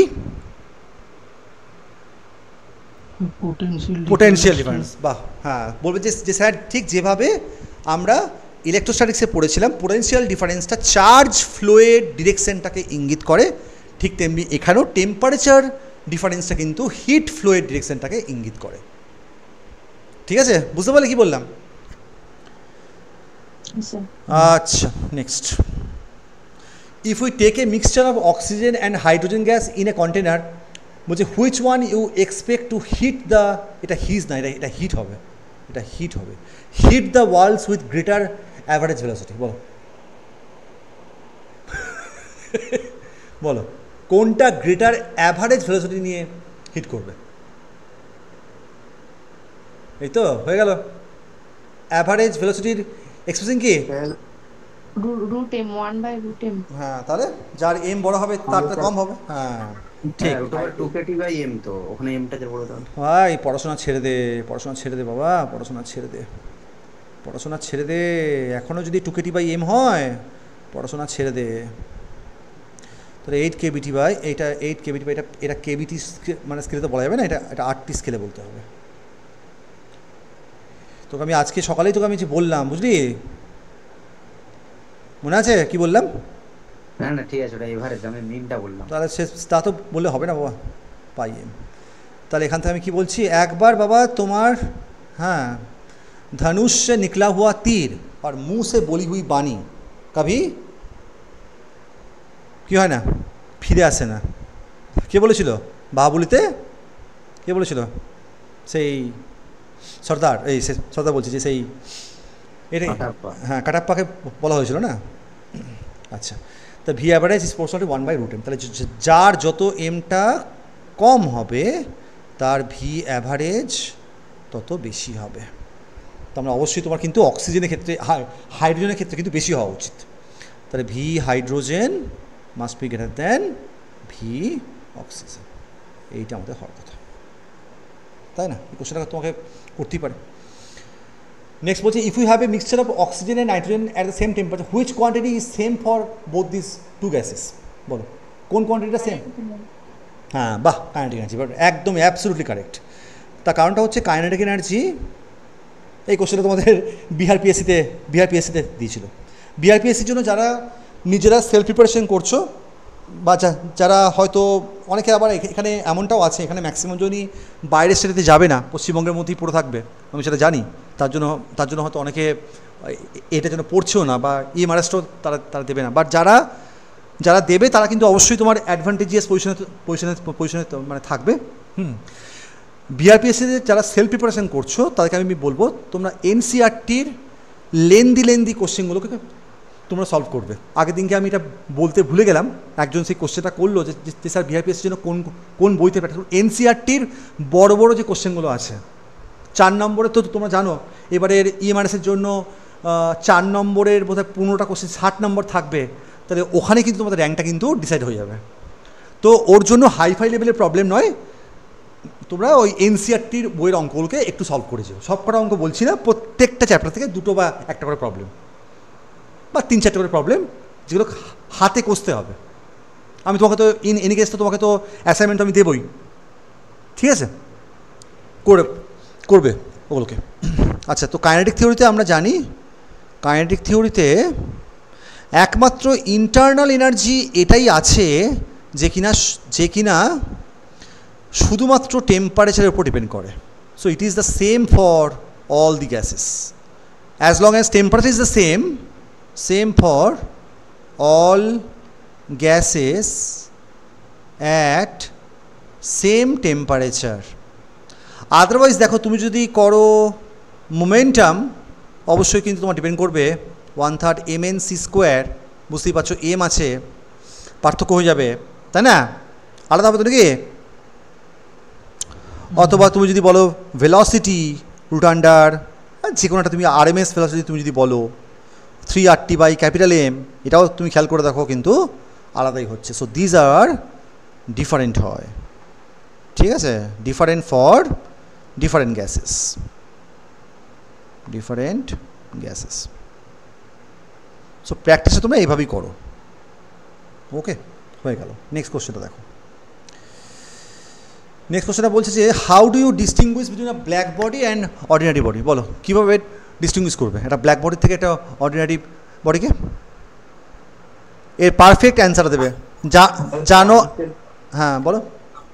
পয়েন্টসের ফর্মুলা থেকে না রেডিয়েশন না না না না না না না না অ্যাবসলিউটলি ভুল দিকে যাচ্ছ। তোমাকে কেউ অতটা ডিপে কেউ তোমাকে জিজ্ঞেস করেনি, তুমি জাস্ট একটা ছবি। ব্ল্যাক বডি হ্যাঁ absorbs all হ্যাঁ radiation ঠিক, incident upon এটা হচ্ছে আসল কথা। বলতে অ্যাবজর্পশন আর হচ্ছে বা যে রিফ্লেকশন ওগুলো 1 হবে, আর ট্রান্সমিশনটা 1 হবে। তাহলে ব্ল্যাক বডি বলবো, হবে না, তিনটে যোগ করলে মোটামুটি 1 হবে। এই যদি আমাদের ব্ল্যাক বডি যদি হয়, বাক সংযত কর কমল, বাক সংযত কর। এখনও বলছি কিন্তু মুখে কথা দুম করে বলতে নেই, বুঝছো? একটু বাক সংযত কর। এখনও বলছি কিন্তু ভুল রাস্তা কিন্তু যাচ্ছিস, পরে যেন আমাকে বলিস না যে স্যার এটা বললো না। ব্ল্যাক বডি আপতিত রশ্মির 98% তোমার অ্যাবজর্ব করে নেয়। এমিশনটা আমাদের হয় হাই টেম্পারেচারে, রিফ্লেকশন বা ট্রান্সমিশন করেই না। একটা যে ভালো অ্যাবজর্বার, এটা বলে দেবার প্রয়োজন নেই, যে ভালো অ্যাবজর্বার সে ভালো এমিশনও করবে। অ্যাবজর্পশন হয় লো টেম্পারেচারে, যদি তুমি ওই অবজেক্টটাকে হিট করো তাহলে সে এমিশন করবে। একসাথে অ্যাবজর্পশন এমিশন কখনো 1 হতে পারে না, এটা একদম ভুল কথা। ক্লিয়ার? এটা একদম ভুল কথা। আমি যেন বলছি না বাক সংযত কর, চাটুন যা খাবি না ওখানে ভাবতে পারবি না। চাটুন মানে যা খাবি ওখানে। ব্ল্যাক বডি হচ্ছে যে বলবি যে স্যার ইন জেনারেলি কী হয়, যে কোনো একটা অবজেক্টের উপর যখন একটা ইনসিডেন্ট রে এসে পড়ে, তার percentage of reflection plus percentage of transmission plus percentage of absorption, এই তিনটে মিলে আমাদের হয় 100%। স্যার ব্ল্যাক বডির জন্য পার্সেন্টেজ অফ যে অ্যাবজর্পশনটা এতটাই বেশি, এটা নিয়ারলি ইকুয়াল টু 98% হয়ে যায়, তার মানে রিফ্লেকশন এবং ট্রান্সমিশনের কোনো জায়গাই আর থাকে না। অর্ডিনারি বডির জন্য এই জিনিসটা হয় না, একদম সিম্পল ল্যাঙ্গুয়েজে বলবে। স্যার এক্সাম্পল হিসাবে আমরা যে চোখেতে যে আমরা কাজল পরি, সেই কাজল বলতে পারি প্ল্যাটিনাম ব্ল্যাক হতে পারে, প্ল্যাটিনাম ব্ল্যাক, ভূষাকালির আমি ইংরেজি জানি না, প্ল্যাটিনাম ব্ল্যাক, ওর যে আইলাইনার, ওটাকে আইলাইনার বলে না, যেটাকে কাজল বলে আর কি, আমি ওটাকে আইলাইনারই বলছি, কাজলই বললাম আর কি, হ্যাঁ আইলাইনার। এইগুলো হচ্ছে তোমাদের ব্ল্যাক বডির এক্সাম্পল। অর্ডিনারি বডির ক্ষেত্রে স্যার এই জিনিসটা হয় না, ব্যাস সিম্পলি। আর যদি আরও ঝামেলা করে তখন বলে দেবি যে স্যার ব্ল্যাক বডির জন্য স্যার একটা কোয়ান্টিটি আছে যার নাম হচ্ছে এমিসিভিটি, এটা স্যার 1 হয়, আর এর জন্য স্যার এটার ভ্যালুটা মাছ লেস দ্যান 1 হয়। ঠিক তো? ঠিক বলেছি? হ্যাঁ, এটা হচ্ছে এমিসিভিটি। মডেল অ্যান্সারগুলো তোমাকে তো বুঝতে হবে, উল্টোপাল্টা বললে চলবে না বাবা, ওখানে একটু বাক সংযত করে, ঠিক আছে? Next, what temperature effect the black body radiation? What temperature না, what temperature effect the black body radiation, বা হাউ, এটা কোশ্চেনটা ভুল লেখা আছে, এটা হাউ হবে, হাউ টেম্পারেচার। হ্যাঁ, একটু বলবে, হ্যাঁ মানে দেখো আমি তোমাকে যখন মানে একটা ছোট এক্সাম্পল দিচ্ছি যে তোমরা ঠিক এই ল্যাঙ্গুয়েজটা ইউজ করবে না, মানে আমি তোমাকে কীভাবে তোমাকে এক্সপ্লেন করবো ঠিক বুঝতে পারছি না। তোমার নাম কি তুই কিছু মানে শুধু বলো যে ধরো তো একটা ইন্টারভিউতে গেছো, নর্মালি তোমাকে বাড়িতে জিজ্ঞেস করলে তুমি ওটাই বলো, বাইরের লোক এসছে তোমার নাম কি, হ্যাঁ একটা কিছু বললে, হ্যাঁ। কিন্তু যখন তুমি ইন্টারভিউতে গেছো তোমাকে you have to be more মানে পোলাইট। তো স্যার ব্ল্যাক বডি এইভাবে বলবে যে স্যার ব্ল্যাক বডি রেডিয়েশন সংক্রান্ত একটি ল আছে যার নাম হচ্ছে স্টেফান বোলজম্যান ল, এবং সেই ল অনুযায়ী দেখো তুমিও যেটা বললে আমিও সেটাই বলছি, কিন্তু আমার অ্যাপ্রোচটা দেখো কতটা পার্থক্য। আমার কথাটা কি মানে ক্লিয়ার হচ্ছে? সো অ্যাপ্রোচটা কিন্তু পার্থক্য হয়ে যাবে। একটুখানি ডিপ একটা পজ নেবে, সামান্যক্ষণে 1 সেকেন্ড 2 সেকেন্ড একটা পজ নেবে, পজ নিয়ে পড়বে। স্যার এই সংক্রান্ত একটি মানে ল আমরা টেক্সট বুকেতে আমরা পড়েছি, যার নাম হচ্ছে স্টেফান বোলজম্যান ল, এবং সেই ল অনুযায়ী এইটা আমাদের হয়, ব্যাস এই তো হয়ে গেল। বাংলাতেই তো বলছো, অসুবিধা কী আছে? বা তোমাদের কোশ্চেন অ্যান্সার মোস্ট লাইকলি বাংলাতেই হবে, কোনো সন্দেহ নেই। ইংরেজিতে কেউ তোমাকে ফ্লুয়েন্টলি কোশ্চেন করবেও না, কারণ ওরাও জানে যে তুমি গভর্নমেন্ট স্কুলগুলোতে, ভুল বললাম, গভর্নমেন্ট এডেড স্কুলগুলোতে তুমি অবশ্যই ইংরেজিতে মানে পড়াবে না, কারণ কেউ কিছু বুঝতেও পারবে না, সুতরাং না বললে চলবে। স্টেফান বোলজম্যান ল অনুযায়ী স্যার এই যে ব্ল্যাক বডির রেডিয়েশনের জন্য যে এনার্জি এমিট হয় ওটা স্যার আমাদের প্রপোর্শনাল টু T⁴ হয়ে থাকে। এখানে স্যার আমাদের কিন্তু মনে রাখতে হবে যে টেম্পারেচারটা কিন্তু হচ্ছে অ্যাবসলিউট স্কেলে, কিন্তু অ্যাবসলিউট স্কেল টেম্পারেচার, বুঝতে পেরেছো তো? কোন স্কেলটা কেলভিন? হ্যাঁ, অ্যাবসলিউট স্কেল টেম্পারেচার। কখনো কিন্তু এটা ডিগ্রি সেন্টিগ্রেড কিন্তু নয়, মানে 27 ডিগ্রিতে আমার যা আছে 54 ডিগ্রিতে তার 16 গুণ হয়ে গেল, কারণ স্যার টেম্পারেচার না, 27 ডিগ্রি মানে 300 কেলভিন, আর হচ্ছে 54 ডিগ্রি মানে 273 + 54 327 কেলভিন, সেই অনুযায়ী হবে। ক্লিয়ার? বুঝতে পারলে? এবং আর একটা সূত্র বলে দিচ্ছি, ব্ল্যাক বডি থেকে যে পাওয়ার বেরোয়, পাওয়ার মানে তুমি জানো যে এনার্জি পার ইউনিট টাইম, সেটা আমাদের হয়ে থাকে এমিসিভিটি তার যে এরিয়া ইনটু T⁴, এটা কিন্তু মনে রাখতে হবে। এটা হচ্ছে পাওয়ারের ফর্মুলা, ঠিক আছে? ছোট্ট করে একবার পড়ে যাবে এটা। নেক্সট চলে এসো এবার এটা বলো, how entropy of the black body depends on temperature, বলো। এইটা তোমাদের কিন্তু TQ, বাহ ভেরি গুড। হ্যাঁ, হাউ হচ্ছে তাহলে entropy of the black body depends on temperature as S proportional to আমাদের হয় TQ, এটা কিন্তু পড়ে যাবে। হ্যাঁ, অর্থাৎ অ্যাবসলিউট স্কেলে তুমি যদি ডবল করে দাও টেম্পারেচারটা, তোমার এন্ট্রপি কিন্তু 8 গুণ বেড়ে যাবে, ঠিক আছে? And what is the equation of state of A black body? VTQ = constant। বাহ, VTQ = constant। তুমি বলবে যে স্যার এটা আমরা VT স্কেলেও বলতে পারি, আবার PV স্কেলেও বলতে পারি, আর PV স্কেলে আমাদের কত হবে? P⁴ 4/3 4/3। হ্যাঁ, এগুলো কনস্ট্যান্ট। এগুলো হচ্ছে আমাদের ইকুয়েশন অফ স্টেট। এগুলো হচ্ছে আমাদের ইকুয়েশন অফ স্টেট। যদি এগুলো হচ্ছে তোমাদের মানে পেঁয়াজি কোশ্চেন আর কি, তোমাকে যদি চাপের মধ্যে ফেলতে চায় তাহলে কিন্তু এই ধরনের কোশ্চেনগুলো কিন্তু জিজ্ঞাসা করতেই পারে। হ্যাঁ, বুঝতে পারলে? তাহলে এসটা হচ্ছে প্রশ্নটা টিকিউ, আর ভিটিকিউ সমান কনস্ট্যান্ট, এবং এটা আমাদের হবে। আর যদি বলে যে ব্ল্যাক বডি রেডিয়েশনটা থার্মোডাইনামিক্সে কী ধরনের প্রসেস, কী বলবে? আইসেন্ট্রপিক। অ্যাডিয়াবেটিক প্রসেস, অ্যাডিয়াবেটিক অবলিক আইসেন্ট্রপিক প্রসেস। এনট্রপিটা কনস্ট্যান্ট থাকে। ওকে, এ সম্বন্ধে প্ল্যাঙ্কের লটাও একটু পড়েই যাবে, দুম করে হয়তো জিজ্ঞেস করে বসলো। তুমি বলবে যে প্ল্যাঙ্কের লটা বলার সময় একটু সাবধানে একটু মানে বলতে হবে যে স্যার একটা ব্ল্যাক বডি তো একটা পার্টিকুলার ফ্রিকোয়েন্সিতে তো স্যার এমিট করে না, ও তো হোল রেঞ্জ অফ ফ্রিকোয়েন্সি আছে। কারণ অ্যাকচুয়ালি তো যে ওয়েভটা তো ইলেকট্রোম্যাগনেটিক ওয়েভ, আর ওর তো স্পেকট্রাম তো অনেক হাই। তো একটা ছোট্ট ফ্রিকোয়েন্সি রেঞ্জের মধ্যে, ধরুন নিউ থেকে নিউ প্লাস ডি নিউ এর মধ্যে, ও যে এনার্জি ডেন্সিটি এমিট করে ইউ নিউ ডি নিউ, সেইটা স্যার আমাদের হয়ে থাকে 8 pi h nu cube by c cube d nu e to the power h nu by kBT -1। কিছু কিন্তু ফর্মুলা ভিত্তিক কোশ্চেন তোমাকে কিন্তু জিজ্ঞাসা করবেই করবে, গ্যারেন্টি। সমস্ত ইন্টারভিউতে তোমাকে কিন্তু জিজ্ঞেস করে। আচ্ছা, ওর ইকুয়েশনটা একবার লেখো তো, দুম করে তোমাকে কিন্তু জিজ্ঞেস করবে। ওই জন্য বলছি একটু ইলাবোরেটিভলি পড়ে যাবে।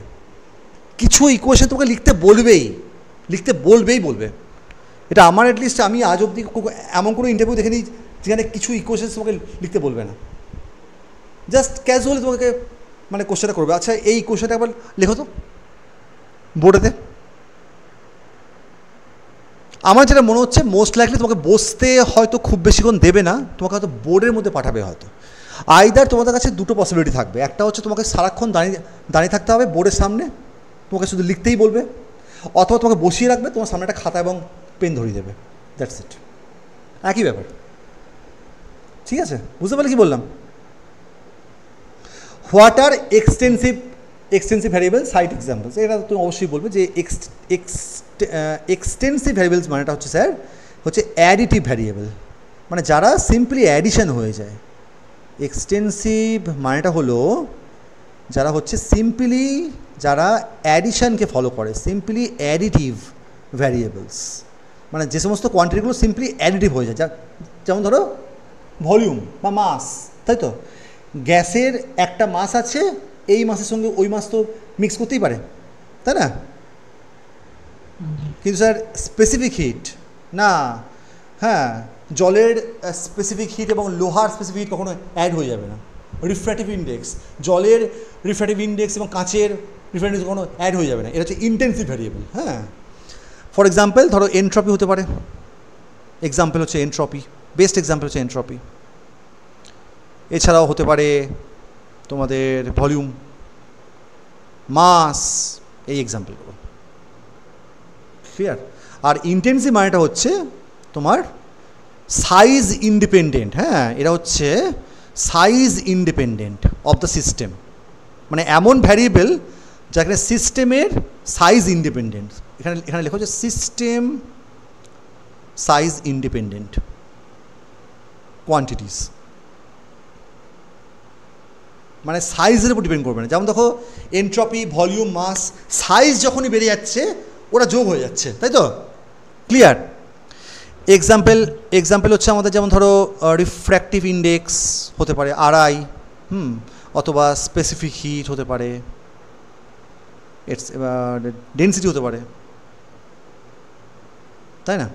এটসেট্রা, হচ্ছে ইন্টেন্সিভ ভ্যারিয়েবলস। ওকে, যা কোশ্চেন তো আমার শেষ হয়ে গেল রে।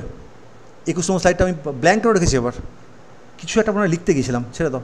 এই স্লাইড আমি রিড করে দিচ্ছি। অ্যারেঞ্জ সিএমপি, সিআরএমএস এবং C average in the descending order. এই কোশ্চেনটা তো খুবই রেলিভেন্ট কোশ্চেন। কোনটা কার থেকে বড়? ডিসেন্ডিং অর্ডারে বলেছে। ডিসেন্ডিং এবং অ্যাসেন্ডিংয়ের মধ্যে পার্থক্যটা বুঝে যাবে। ডিসেন্ডিং মানে কি? ওপর থেকে নিচে, তাই তো? বড় থেকে ছোট। হ্যাঁ, হা, এইটা না, এই কালারটা বড্ড বাজে কালার। দাঁড়া, একটা ভালো কালার পাচ্ছি না আসলে তখন থেকে। কোন কালারটা যে চুজ করবো না, একটা ভালো কালার পাচ্ছি না, এই কালারটা চুজ করি। অবশ্যই তোমার প্রথমে আসবে তোমাদের সিআরএমএস, তারপর তোমার আসবে সিএম, হ্যাঁ, সি অ্যাভারেজ, হ্যাঁ, সিএমপি, ঠিক। এগুলো একটু জেনে যাবে। 3RT/m 8RT/πm। ওপরে R থাকলে কিন্তু নিচে মলিকুলার ওয়েট হবে, ওপরে K থাকলে নিচে স্মল m হবে। এটা কিন্তু একদম যেন ভুল করবে না। 8RT/πm √2RT/m। এরপরে কোশ্চেনগুলো আমি আর লিখিনি, বাট আমি র্যান্ডামলি দুটা কোশ্চেন তোমাদেরকে আমি জিজ্ঞেস করছি র্যান্ডামলি, ঠিক আছে? এবার আমি চলে যাচ্ছি নেক্সট স্লাইডে। স্লাইড কী করে চেঞ্জ করতে হয়? হোমে যেতে হয়, নিউ স্লাইড, ব্ল্যাঙ্ক স্লাইড, না না না এইটা এখানে আসবে। হ্যাঁ এবার ঠিক আছে। ও আচ্ছা, এই তো এসছে তো। Draw the PV diagram of the Carnot engine, show the isotherms and the adiabats, how efficiency being calculated. এই কোশ্চেনটা আসতেই পারে। খুব সুন্দর করে কিন্তু এটা কিন্তু অ্যান্সারটা দেবে। ছবি যেন একদম যেন ভুল না হয়, প্র্যাকটিস করে যাও। ওখানে কিন্তু এক্সামের প্রেশার কিন্তু খুব মানে সাংঘাতিক প্রেশার। তখন দেখবে জানা জিনিস কিন্তু তুমি ডাহা ভুল লিখে যাচ্ছ। এক্স অ্যাক্সিসে তুমি লিখছো তখন প্রেশার, হ্যাঁ তা কিন্তু নয়। ওয়াইতে আমাদের অলওয়েজ হয় প্রেশার, এখানে ভলিউম। একবার তুমি যদি বোর্ড ওয়ার্ক না করে যাও, ওখানে বসে ইনস্ট্যান্টলি রিপ্লাই করাটা ইম্পসিবল। বুঝতে পেরেছো? তা ডায়াগ্রামটা আমাদের কেমন টাইপের হবে? এটা আইসোথার্মাল, ডিফারেন্ট কালার দিয়ে তোমাকে দেখাচ্ছি। এটা আইসোথার্মাল হলে তোমার এটাও হবে আইসোথার্মাল, আর এইগুলো আমাদের হবে অ্যাডিয়াবেটিক। কোন কালার দিয়ে দেখাই? এই কালার দিয়ে দেখাই, এইটা এবং এইটা। এইগুলো হচ্ছে তোমাদের অ্যাডিয়াবেটিক, আদি মানে অ্যাডিয়াবেটিক। এটা হচ্ছে আইসো, এগুলো আইসোথার্মাল। আইসোটাকে আমরা যে কালার দিয়ে দেখাচ্ছিলাম সেই কালার দিয়ে দেখাবো। এইটা আমাদের হবে আইসোথার্মাল, ঠিক আছে? আইসো হয়ে গেল ড্র দ্য পিভি ডায়াগ্রাম। এবং অবশ্যই তুমি এর করেসপন্ডিং ডিরেকশানটা তুমি অবশ্যই দেবে, এইভাবে। এখানে কিছু ইন্ডিকেটার, কিছু পয়েন্টও মেনশন করতে পারো, ABCD বলে। এখানে টেম্পারেচার T1 হলে এখানেও T1 থাকবে। তাহলে এখানে টেম্পারেচারটা ছোট্ট করে একটু অন্য কালার দিয়ে তোমাকে দেখিয়ে দিচ্ছি। এখানে তোমাদের যদি T1 টেম্পারেচার হয়, তাহলে এখানেও তোমার T1ই হবে। এইখানে তোমার হবে T2, এইটা আমার হবে T2, এইটা আমার হবে, তাই না? ঠিক বলেছো তো নাকি? হ্যাঁ, তো এখানে তুমি লিখবে যে 4টে প্রসেসের নাম তুমি অবশ্যই লিখবে। 4টে প্রসেসের নাম, যদি তোমার সময় থাকে, সময় দেবে না, বাট আমি তাও স্টিল বলে দিচ্ছি যে ABটা হচ্ছে আইসোথার্মাল এক্সপানশন। উল্টোপাল্টা কোশ্চেন তোমাকে জিজ্ঞেস করবে না, চিন্তা করবে না। Isothermal expansion.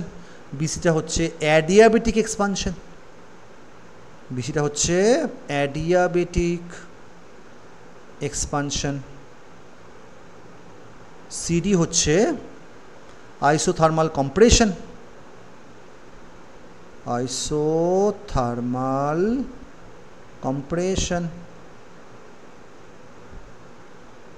আর DAটা হচ্ছে অ্যাডিয়াবেটিক কম্প্রেশন। ঠিক আছে?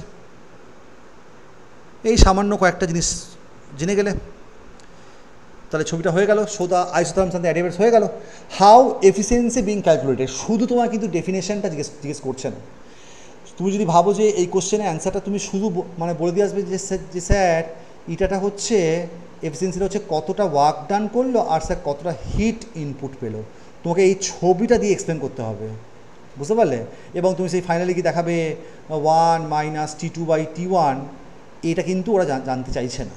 এটা তো তুমি অবশ্যই বলবে, এ নিয়ে কোনো সন্দেহ নেই, কিন্তু তার বাইরে তুমি আর কি বলতে পারো? তো স্যার এটাটা অ্যাকচুয়ালি কী জিনিস? স্যার এফিসিয়েন্সি অ্যাকচুয়ালি হচ্ছে, এটা তো অ্যাকচুয়ালি একটা ইঞ্জিনের কাজ কী, এইভাবে মানে বুঝিয়ে বলবে। স্যার ইঞ্জিনের কাজ কী? একটা সার্টেন অ্যামাউন্টের হিটটাকে এক্সট্রাক্ট করা এবং কিছুটা ওয়ার্ক ডান করা। তো কতটা হিট কতটা ওয়ার্ক ডানে কনভার্ট হচ্ছে, সেই রেশিওটা হচ্ছে আমাদের ইটা।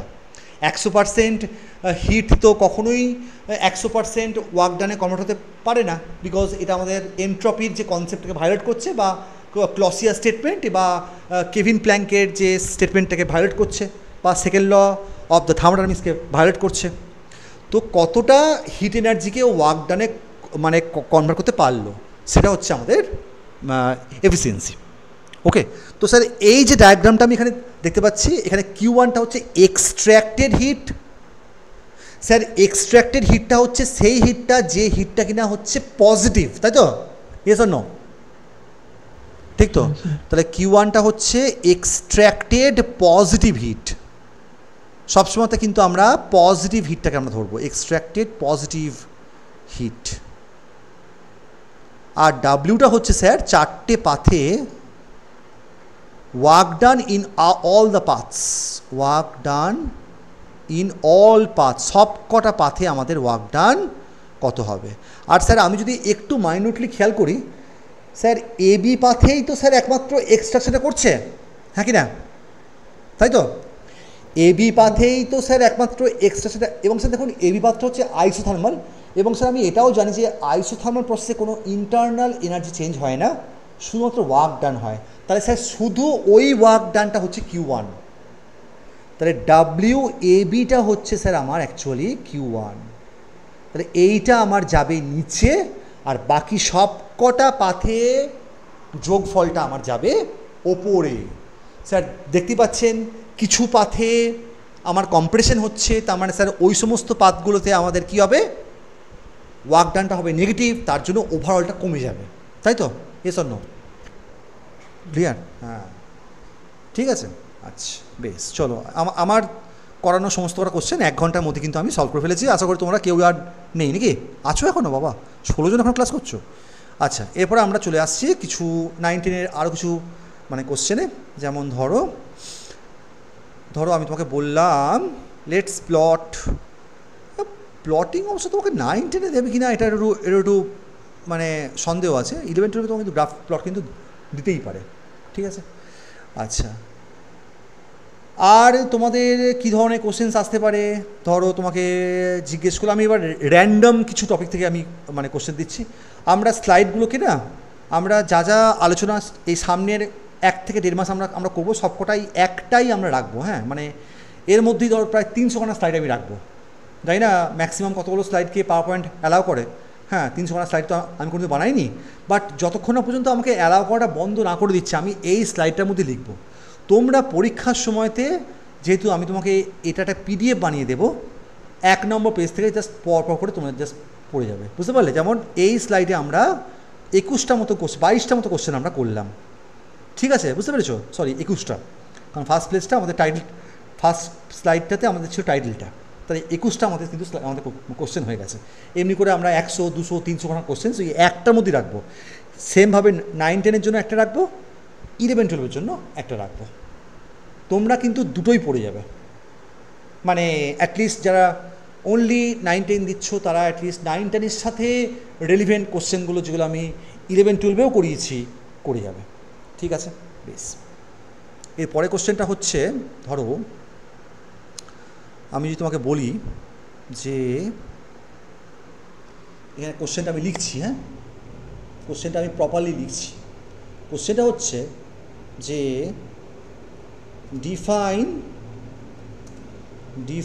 Critical angle. বলো ক্রিটিক্যাল অ্যাঙ্গেলকে ডিফাইন করো, বলো ডিফাইন ক্রিটিক্যাল অ্যাঙ্গেল, বলো কি বলবে?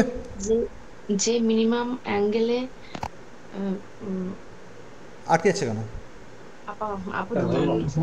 তোমাকে বলতে হবে শোনো তোমাকে আমি কি বললাম, সবসময়তে একটা পজ নেবে, পজ নিয়ে একবার ছোট্ট করে মাথার মধ্যে ভেবে নেবে যে কোন কী পয়েন্টগুলো আমাকে বলতে হবে। ক্রিটিক্যাল অ্যাঙ্গেল মানে আমাকে বলতেই হবে ঘন মাধ্যম থেকে লঘু মাধ্যম, এটা বলতেই হবে। এটা ছাড়া একেবারে কিন্তু তোমার অ্যান্সারে একটা নাম্বার তোমার কিন্তু কেউ দেবে না।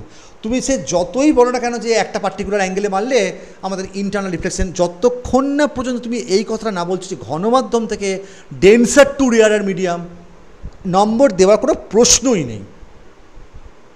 যারা শুধুমাত্র ডেফিনেশন বলে আসবে sin θ = 1/μ, তাকেও 1 নম্বরও দেওয়া হবে না, তাকেও তোমার 1 নম্বরও দেওয়া হবে না, বুঝতে পেরেছ? তো ক্রিটিক্যাল অ্যাঙ্গেলটা বললে তুমি যেটা বলবে যে যখন লাইট রেটা ডেন্সার টু রেয়ারার, সবসময়তে যে রেয়ারার মিডিয়ামটা বায়ু মাধ্যমেই হতে হবে এমন কোনো মানে নেই। তোমার হতেই পারে এই মিডিয়ামের রিফ্র্যাক্টিভ ইন্ডেক্স N1 এবং এটা বায়ু মাধ্যম নয় এবং এটা হচ্ছে ডেন্সার মিডিয়াম। তোমাকে অবশ্যই বলতে হবে যে N2টা গ্রেটার দ্যান N1, এটা তো বলতেই হবে।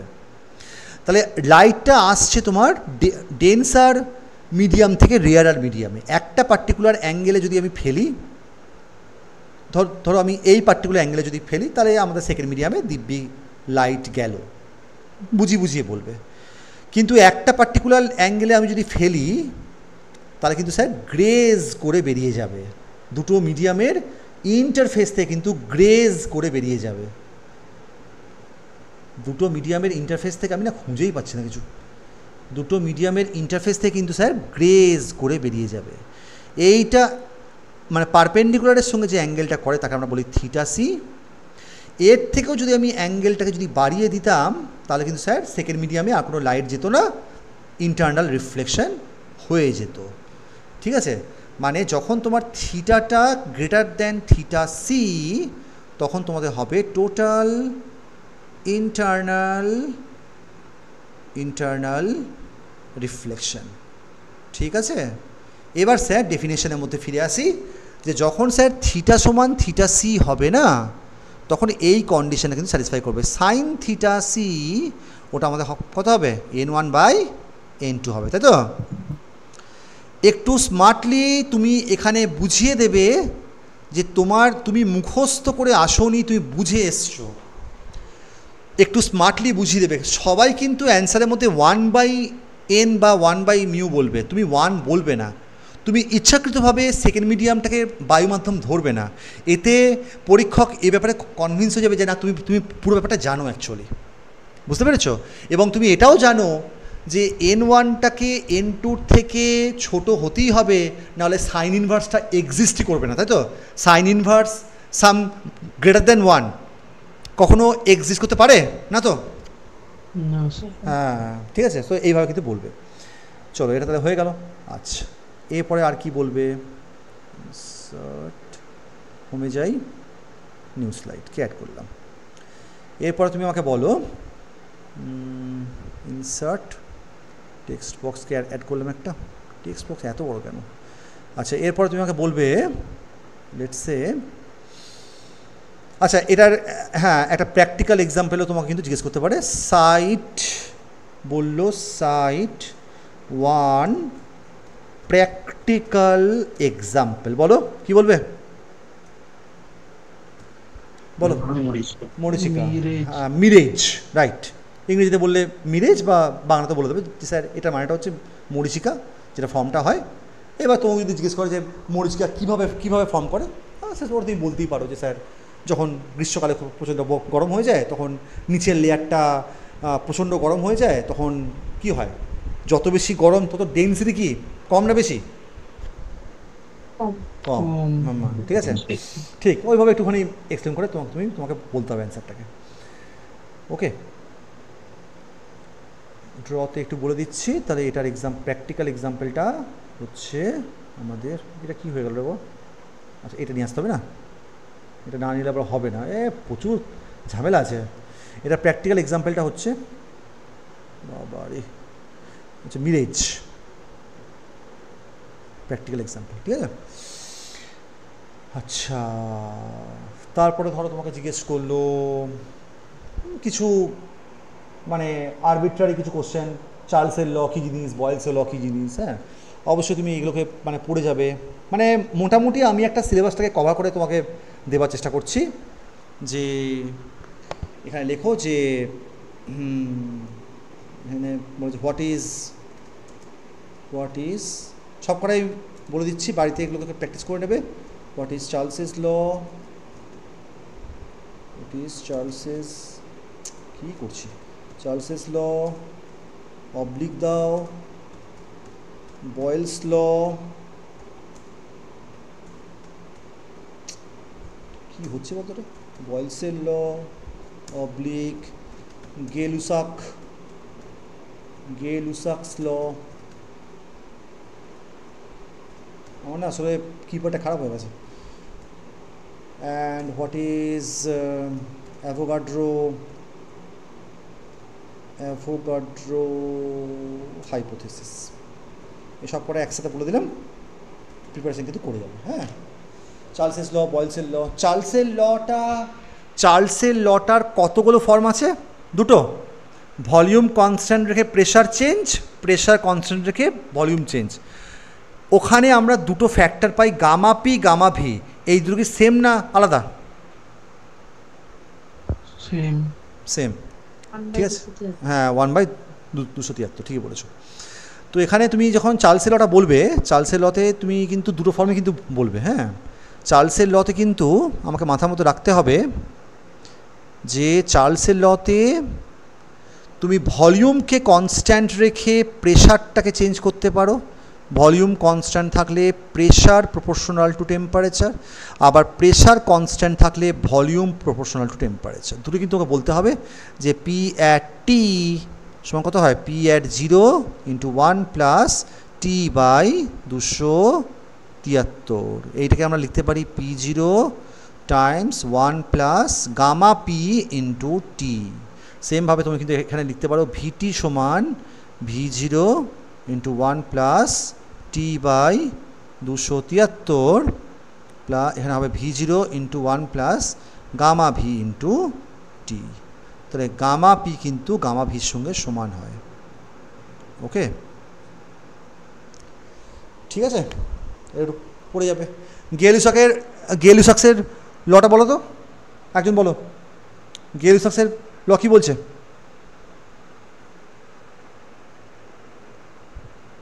কিরে একজন বল বাবা, গেলুসাকের ল কি বলছে? আমি কি শুনতে পাচ্ছি না? মনে পড়ছে না। তাহলে তো মনে না পাওয়াটা তো খুবই অন্যায়। হ্যাঁ বলো। সমান চাপ আর উষ্ণতায় সমান আয়তন গ্যাসে সমসংখ্যক অণু থাকবে।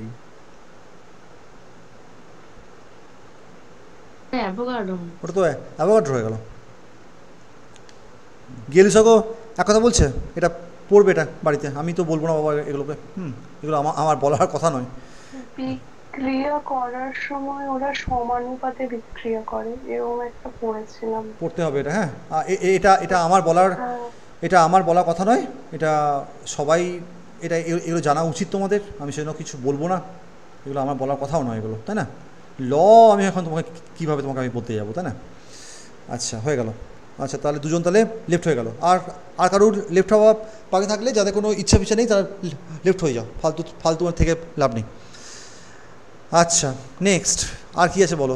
আর হচ্ছে আমি রিকল করে তোমাকে বলছি, আচ্ছা রিকল করে তোমাকে বলছি, মডার্ন ফিজিক্স নিয়ে দু একটা বঞ্চ কথা এবার বলা যাক, ঠিক আছে? So let's talk about the modern physics. Modern ফিজিক্সের মধ্যে তুমি ফার্স্টে আমাকে বলবে যে একটু কোশ্চেনের লেভেলসগুলোকে একটু হার্ড করার আমি চেষ্টা করছি, একটুখানি স্লাইটলি কিন্তু হার্ড করে দিচ্ছি, ঠিক আছে? যেমন হার্ড কোশ্চেন্স যদি আমি মানে মডার্ন ফিজিক্স থেকে যদি ভাবি,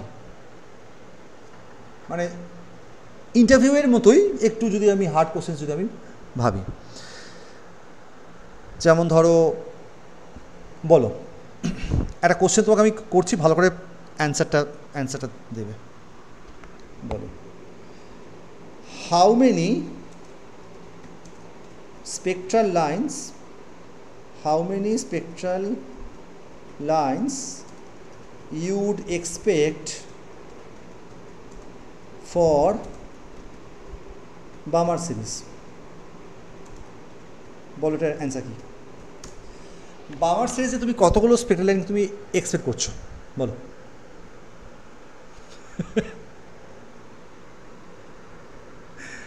বলো, বার্মার সিরিজে তুমি কতগুলো স্পেকট্রাল লাইন এক্সপেক্ট করছো? চমকানো কোশ্চেন এটা।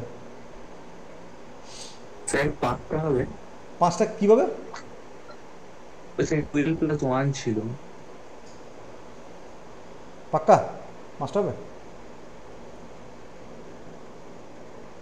5টা হবে মনে হচ্ছে n × n - 1 - 2 ওই ফর্মুলা দিয়া।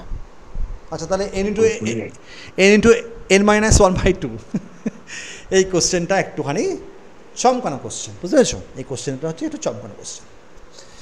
তোমাদের একেবারে এটা মাথায় বুদ্ধিশুদ্ধি কিছু নাই, জানো তো? এটা হচ্ছে আসল কথা, একবারে বুদ্ধিশুদ্ধি কিছু নেই। তুমি দেখতে পাচ্ছ এখানে কোশ্চেনটাই অ্যাকচুয়ালি মানে ভুল। আমরা যখন করি তখন 1/λ আমরা কী করি, r ∞ Z square 1/n1 square minus 1/n2 square. তো আমার জেনে লাভটা কি, ওটা বামার সিরিজ নাকি প্যাসচেন সিরিজ নাকি ব্র্যাকেট সিরিজ? বামার সিরিজের জন্য n1টা শুরু হচ্ছে কোত্থেকে? 2 থেকে। আর n2 তো তোমার 3 4 5 অসংখ্য, তো তাহলে কী হবে? একেবারে গাধা। তাহলে ইনফাইনাইট স্পেকট্রাল লাইন্স আমরা পাবো। এটা অ্যাকচুয়ালি বামার সিরিজটা তোমাকে আমি মাথাটা চমকানোর জন্য দিয়েছি, বুঝতে পেরেছো?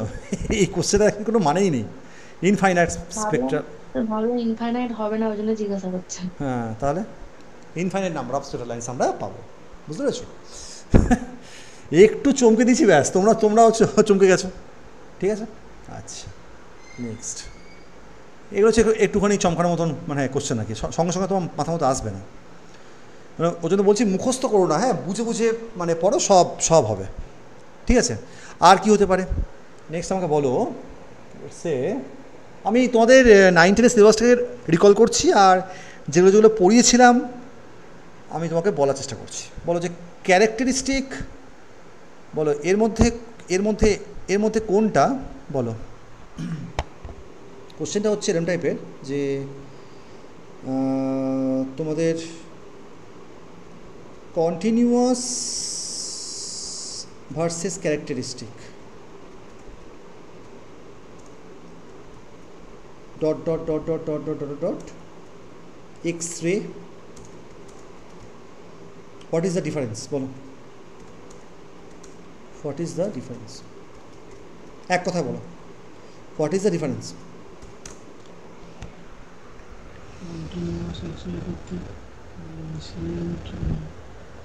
দুটো ধরো, তুমি দুটো তোমাকে ডিফারেন্স লিখতে বলেছো, তুমি কি বলবে?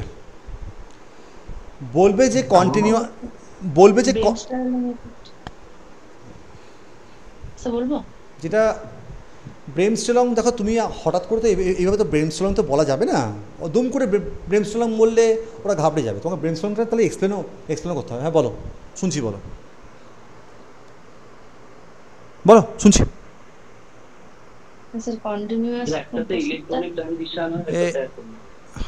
দাঁড়ান, একজন বলছে মাঝখানে মানে কেন করছিস, ইন্টারভিউ করছিস? হ্যাঁ বল, কি বলছিস বল। কন্টিনিউয়াস প্রসেসটাতে একটা ইলেকট্রন যখন গিয়ে অ্যাটমে ধাক্কা মারে, তখন তার এনার্জিটা লস হয়, সেই যতক্ষণ এনার্জি লস হয় সেই এনার্জিটা এমিট করে। আচ্ছা, হলো। আর ওখানে আর ক্যারেক্টারিস্টিক এক্সরেতে মানে ওটা যে একটা ইলেকট্রনকে আঘাত করে। হ্যাঁ, তাহলে তুমি যে এত কিছু এই যে তখনই কিন্তু এবার পাজল হতে শুরু করে দেবে। তখনই এবার মনে হবে যে এ কি জানেই সত্যি নাকি না আমাকে ফালতু করছে। তোমরা এটা মোটেও ভাবছো না তো, যে ইলেকট্রনগুলো একেবারে ঢুকে যাচ্ছে, সে মোর এনার্জেটিক হবে কি, হ্যাঁ কি না? ক্যারেক্টারিস্টিক এক্সরেতে যে ইলেকট্রনগুলো ঢুকছে এগুলো হচ্ছে মোর এনার্জেটিক ইলেকট্রন, হ্যাঁ কি না? তাহলে মোর এনার্জেটিক ইলেকট্রন মানে কোন সময়তে পাওয়া যায়? যখন বেশি হাই কি পোটেনশিয়াল ডিফারেন্স থাকে, রাইট? তাহলে কন্টিনিউয়াস এবং ক্যারেক্টারিস্টিক্স এর মধ্যে কোনটাতে কুলিজ টিউবের মধ্যে অ্যাক্সিলারেটিং ভোল্টেজ বেশি? জলদি বলো।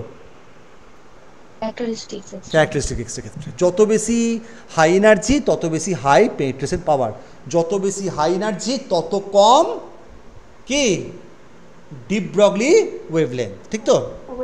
হ্যাঁ এক্স্যাক্টলি, শুধু ওয়েভলেন্থ না, ডিপ ব্রগলি বলতে হবে। ঠিক আছে, বেশ কথা। এবার তাহলে আমাকে তাহলে একটা পার্থক্য আমি তাহলে মানে পেয়ে গেলাম। প্রথম কথা হচ্ছে এটা, দেখো ফার্স্ট পয়েন্টটা হচ্ছে অবশ্যই তোমাকে এটা মেনশন করতে হবে যে এ পাশে কন্টিনিউয়াস, এ পাশে ক্যারেক্টারিস্টিক্স। তোমাকে এটা ভাষায় বলতে হবে এইভাবে। আমি তোমাকে এটা চার্ট করে তোমাকে বলে দিচ্ছি। ক্যারেক্টারিস্টিক,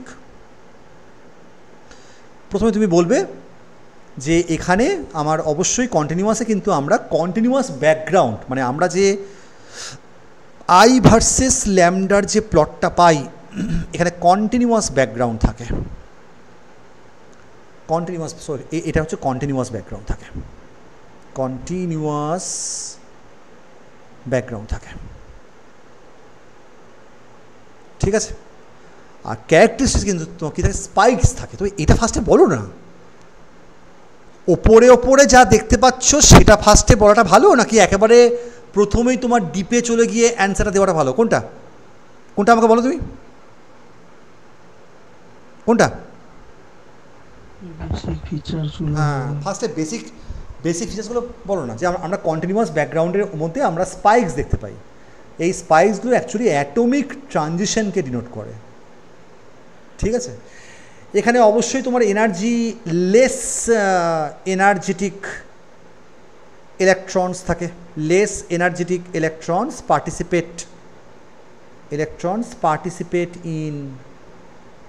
পার্টিসিপেট করে। এখানে মোর এনার্জেটিক ইলেকট্রনসগুলো পার্টিসিপেট করে। তারপরে তুমি যেগুলো বলছো ওটা বলতে পারো। ঠিক আছে? পরীক্ষক অত কথা শুনতে চায় না। এখানে তোমার কি হয়, ইলাস্টিক কলিশন হয়, নিজের এনার্জিটা কমপ্লিটলি কিন্তু ওকে দিয়ে দিল, তাই তো? হ্যাঁ কি না বলো? ইলাস্টিক কলিশনটা হচ্ছে বলেই কি না তোমার ইলেকট্রনটার যে kinetic energy E/V h new এর সঙ্গে সমান হচ্ছে না, তাই তো? এক্ষেত্রে কলিশনটা কিন্তু ইনইলাস্টিক কলিশন, তাই তো? হ্যাঁ তো, এক্ষেত্রে কিন্তু কমপ্লিটলি এনার্জি কিন্তু দিচ্ছে না, কিছুটা কিন্তু পার্ট আবার ট্রানজিশন করানোর জন্য খরচা হয়ে যাচ্ছে। বুঝতে পেরেছো? ইনইলাস্টিক কলিশন করছে। This is the reason. বুঝতে হবে তোমাকে, আন্দার কি বাত হ্যাঁ, বুঝছো? যেগুলো একদম বেশি কথা বলতে না, যত বেশি কথা বলবে তত কিন্তু তোমাকে কিন্তু চেপে ধরবে। লেট দেম, মানে তুমি একটা ফুলের মতো আর কি, ফুলের যেমন পাপড়িগুলো থাকে, ফুলের পাপড়িটাকে ওদেরকে আস্তে আস্তে করে আনফোল্ড করতে দাও। তুমি ফুলের মতো থাকো, তুমি নিজের থেকে আনফোল্ড হয়ে ওদের সামনে দেখিও না। তোমার নলেজকে আনফোল্ড করতে দাও ওদেরকে, লেট দেম স্পিক। বেশি কথা মানেই বেশি চাপ। হ্যাঁ, বাট দু একটা ক্ষেত্রে তুমি বেশি কথা বলতে পারো যেখানে তুমি কনফিডেন্ট। এখানে তো অত কথা তো তোমাদের তো মানে বলার স্কোপটাই থাকবে না। যেটা বেসিক দেখতে পাচ্ছ ওপরে ওপরে তুই ফার্স্টে সেটাকে, এগুলো হচ্ছে অবজারভেশন, তাই না? হয়ে গেল।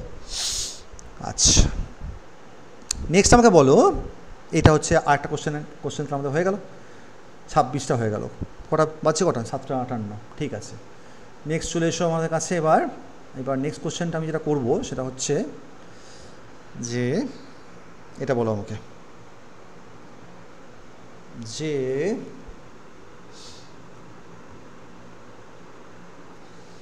হুইচ ওয়ান, কোশ্চেনটা হচ্ছে এমনি টাইপের, যে which model explains the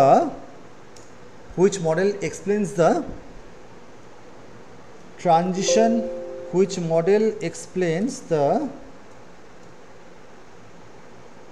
concept of quantized orbit? বলো এটা অ্যান্সার কি হবে? হ্যাঁ, Bohr model. বাহ, very good. And how this model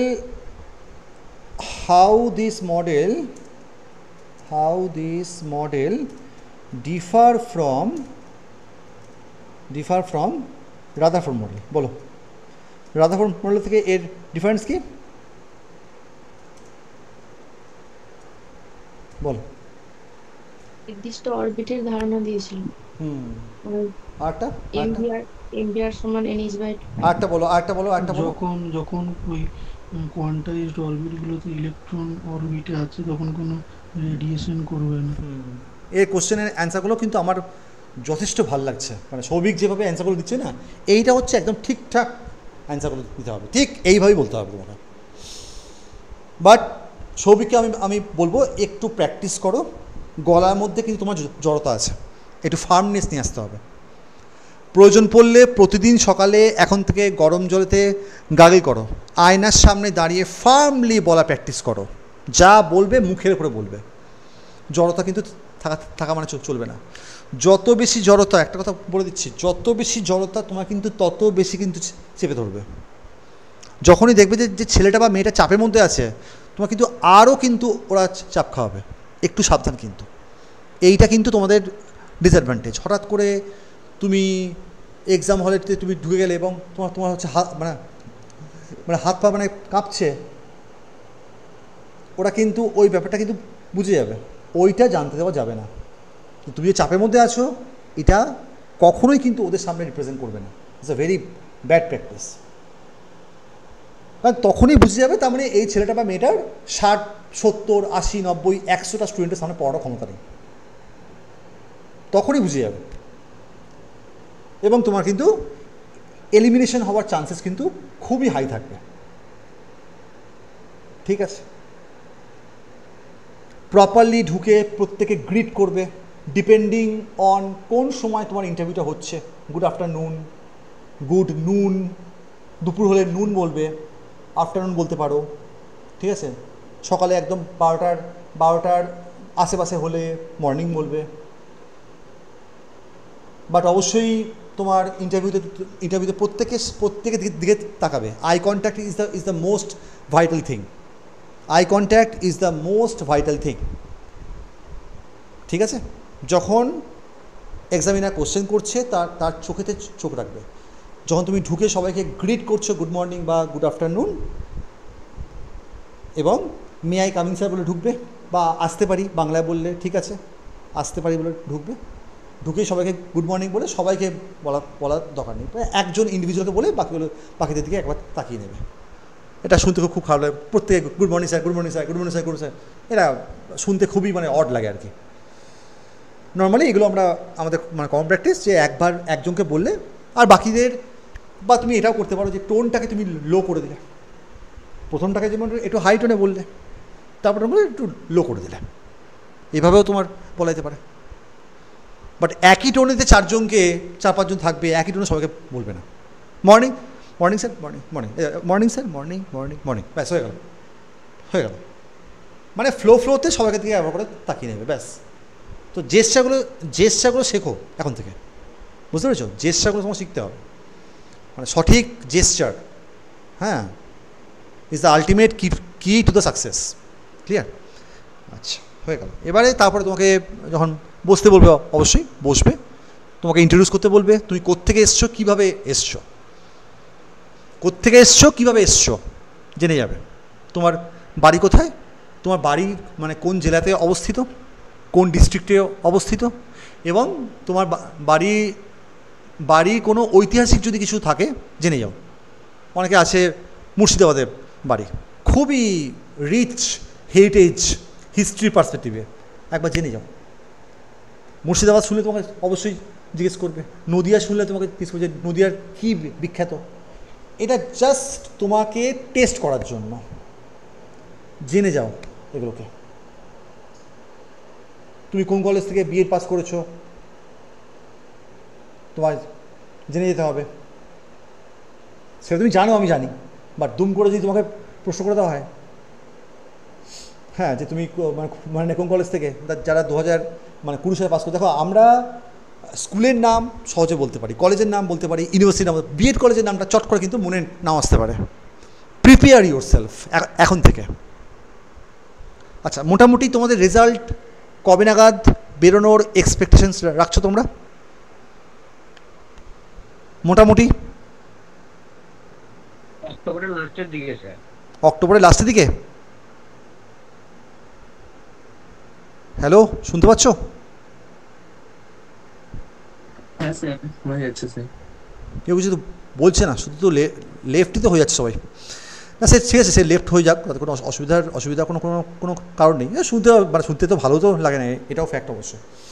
হ্যাঁ, আচ্ছা, which model explains the concept of the quantise, এটা অফ হবে, এটা লিখতে ভুল হচ্ছে আমার। ঠিক আছে, এখানে তোমার কোথায় গেল রে, এটা ইনসার্টে দিতে হবে, এটা অ্যাকচুয়ালি পিএফ হয়ে গেছে, এটা অফ হবে, অফ দ্য কোয়ান্টাইজড অরবিট। ঠিক আছে, তাহলে ফার্স্ট অফ অল তুমি এখানে এক্সপ্লেন করবে যে বোরের মডেলটা অ্যাকচুয়ালি কোয়ান্টাইজড অরবিটের ফার্স্ট দিয়েছিল,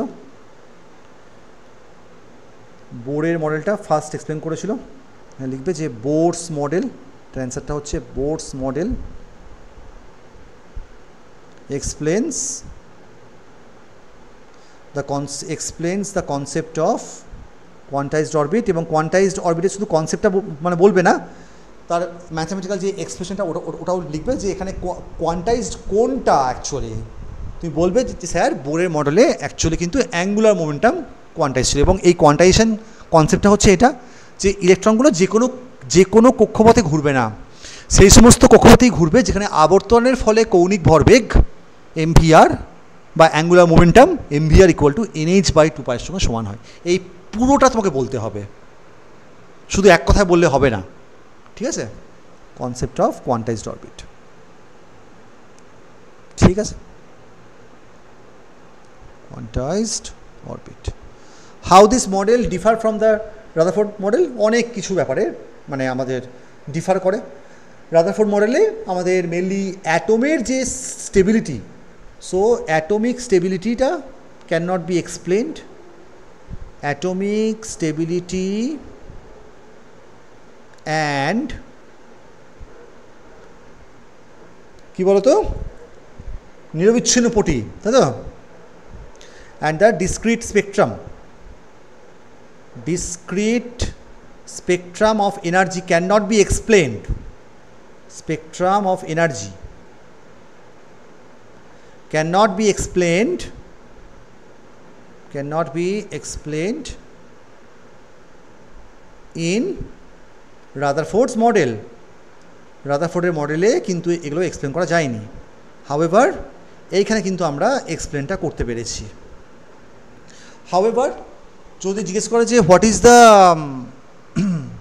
the drawbacks in the concept of the Bohr, বোরের থিওরি কনসেপ্টের মধ্যে কী কী এ ছিল, মানে ড্রব্যাক কী ছিল বলো একজন? চার্জ পার্টিকেল যখন অ্যাক্সিলারেট করে তখন এনার্জি রেডিয়েট করে, রাইট? অ্যাক্সিলারেট করলে এছাড়া স্পেকট্রামটাকে ঠিকঠাক ডেসক্রাইব করতে, হ্যাঁ স্পেকট্রামটা শুধুমাত্র কিন্তু লো জেড এলিমেন্টের জন্য ঠিক আছে, হাই জেড এলিমেন্ট মানে তুমি হাইড্রোজেন অবধি ঠিক ছিল আর কি, তারপরে যখনই তোমার জেড নাম্বারটা বাড়তে থাকবে আর কিন্তু মাল্টি ইলেকট্রন সিস্টেম হয়ে গেলে কিন্তু আর কিন্তু এক্সপ্লেন করা গেল না। তাহলে কে এক্সপ্লেন করতে পারলো সেটা? কে এক্সপ্লেন করতে পারলো?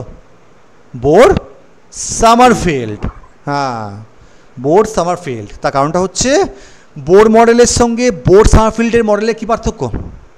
বোর সামারফিল্ডে একটাই কোয়ান্টাইজড মানে একটারই কোয়ান্টাইজেশন ছিল এন, ওখানে এনটাও এলো আর কেটাও এলো, তাই তো? একটা প্রিন্সিপাল কোয়ান্টাম নাম্বার, একটা অ্যাজিমুথাল কোয়ান্টাম নাম্বার, তাই তো? কারণ সার্কুলার অরবিটে তো ঘুরছে না, ঘুরছে তো অ্যাকচুয়ালি ইলিপ্টিক্যাল অরবিটে। ইলিপ্টিক্যাল অরবিটকে ডিফাইন করার জন্য মিনিমাম কতগুলো কোয়ান্টিটি লাগবে? দুটো, একটা আর একটা থিটা, হ্যাঁ কি না? তাহলে আর এরও কোয়ান্টাইজেশন করতে হবে, থিটারও কোয়ান্টাইজেশন করতে হবে। তাহলে আর এর কোয়ান্টাইজেশনের জন্য করেসপন্ডিং নাম্বারটা হচ্ছে প্রিন্সিপাল কোয়ান্টাম নাম্বার, এবং থিটার করেসপন্ডিং হচ্ছে অ্যাজিমুথাল কোয়ান্টাম নাম্বার। যারা 11-12 দিচ্ছ, বোর সামারফিল্ডে আমরা ওটাকে বলতাম অ্যাজিমুথাল কোয়ান্টাম নাম্বার। বলো তো বোর সামারফিল্ড মডেলটা ওল্ড কোয়ান্টাম থিওরি নাকি নিউ কোয়ান্টাম থিওরি? বলো, ওল্ড কোয়ান্টাম থিওরি নাকি নিউ কোয়ান্টাম থিওরি? বলো। Old quantum theory. New quantum থিওরিতে কে বলে কোনো কোয়ান্টাম নাম্বার এক্সিস্টই করে না, ওটাকেই আমরা orbital angular momentum quantum number বলেছি। বুঝতে পেরেছো কি বললাম? আমরা যে কথায় বলি এন, এল, এম, এগুলো সব কিন্তু নিউ কোয়ান্টাম থিওরিতে। ওল্ড কোয়ান্টাম থিওরিতে কিন্তু তোমার ছিল এন এবং ছিল কেটা কিন্তু আমরা বাদ দিয়ে দিয়েছি, কারণ কে নিয়ে কাজ করতে আমাদের একটু অসুবিধা হচ্ছিল, তার জন্য আমরা নিউ কোয়ান্টাম থিওরিতে আমরা নিয়ে এলাম এলটাকে। তোমাকে এগুলো জানতে হবে এগুলো, তাই না? You must know this. আচ্ছা বেশ, নেক্সট এবার আমাকে বলো। অনেক কিছুই আজকে আমরা আলোচনা করলাম, 27টা কোশ্চেন আমাদের হয়েও গেল, এবং ছাড়তেও আমার ব্যাচও আছে আবার।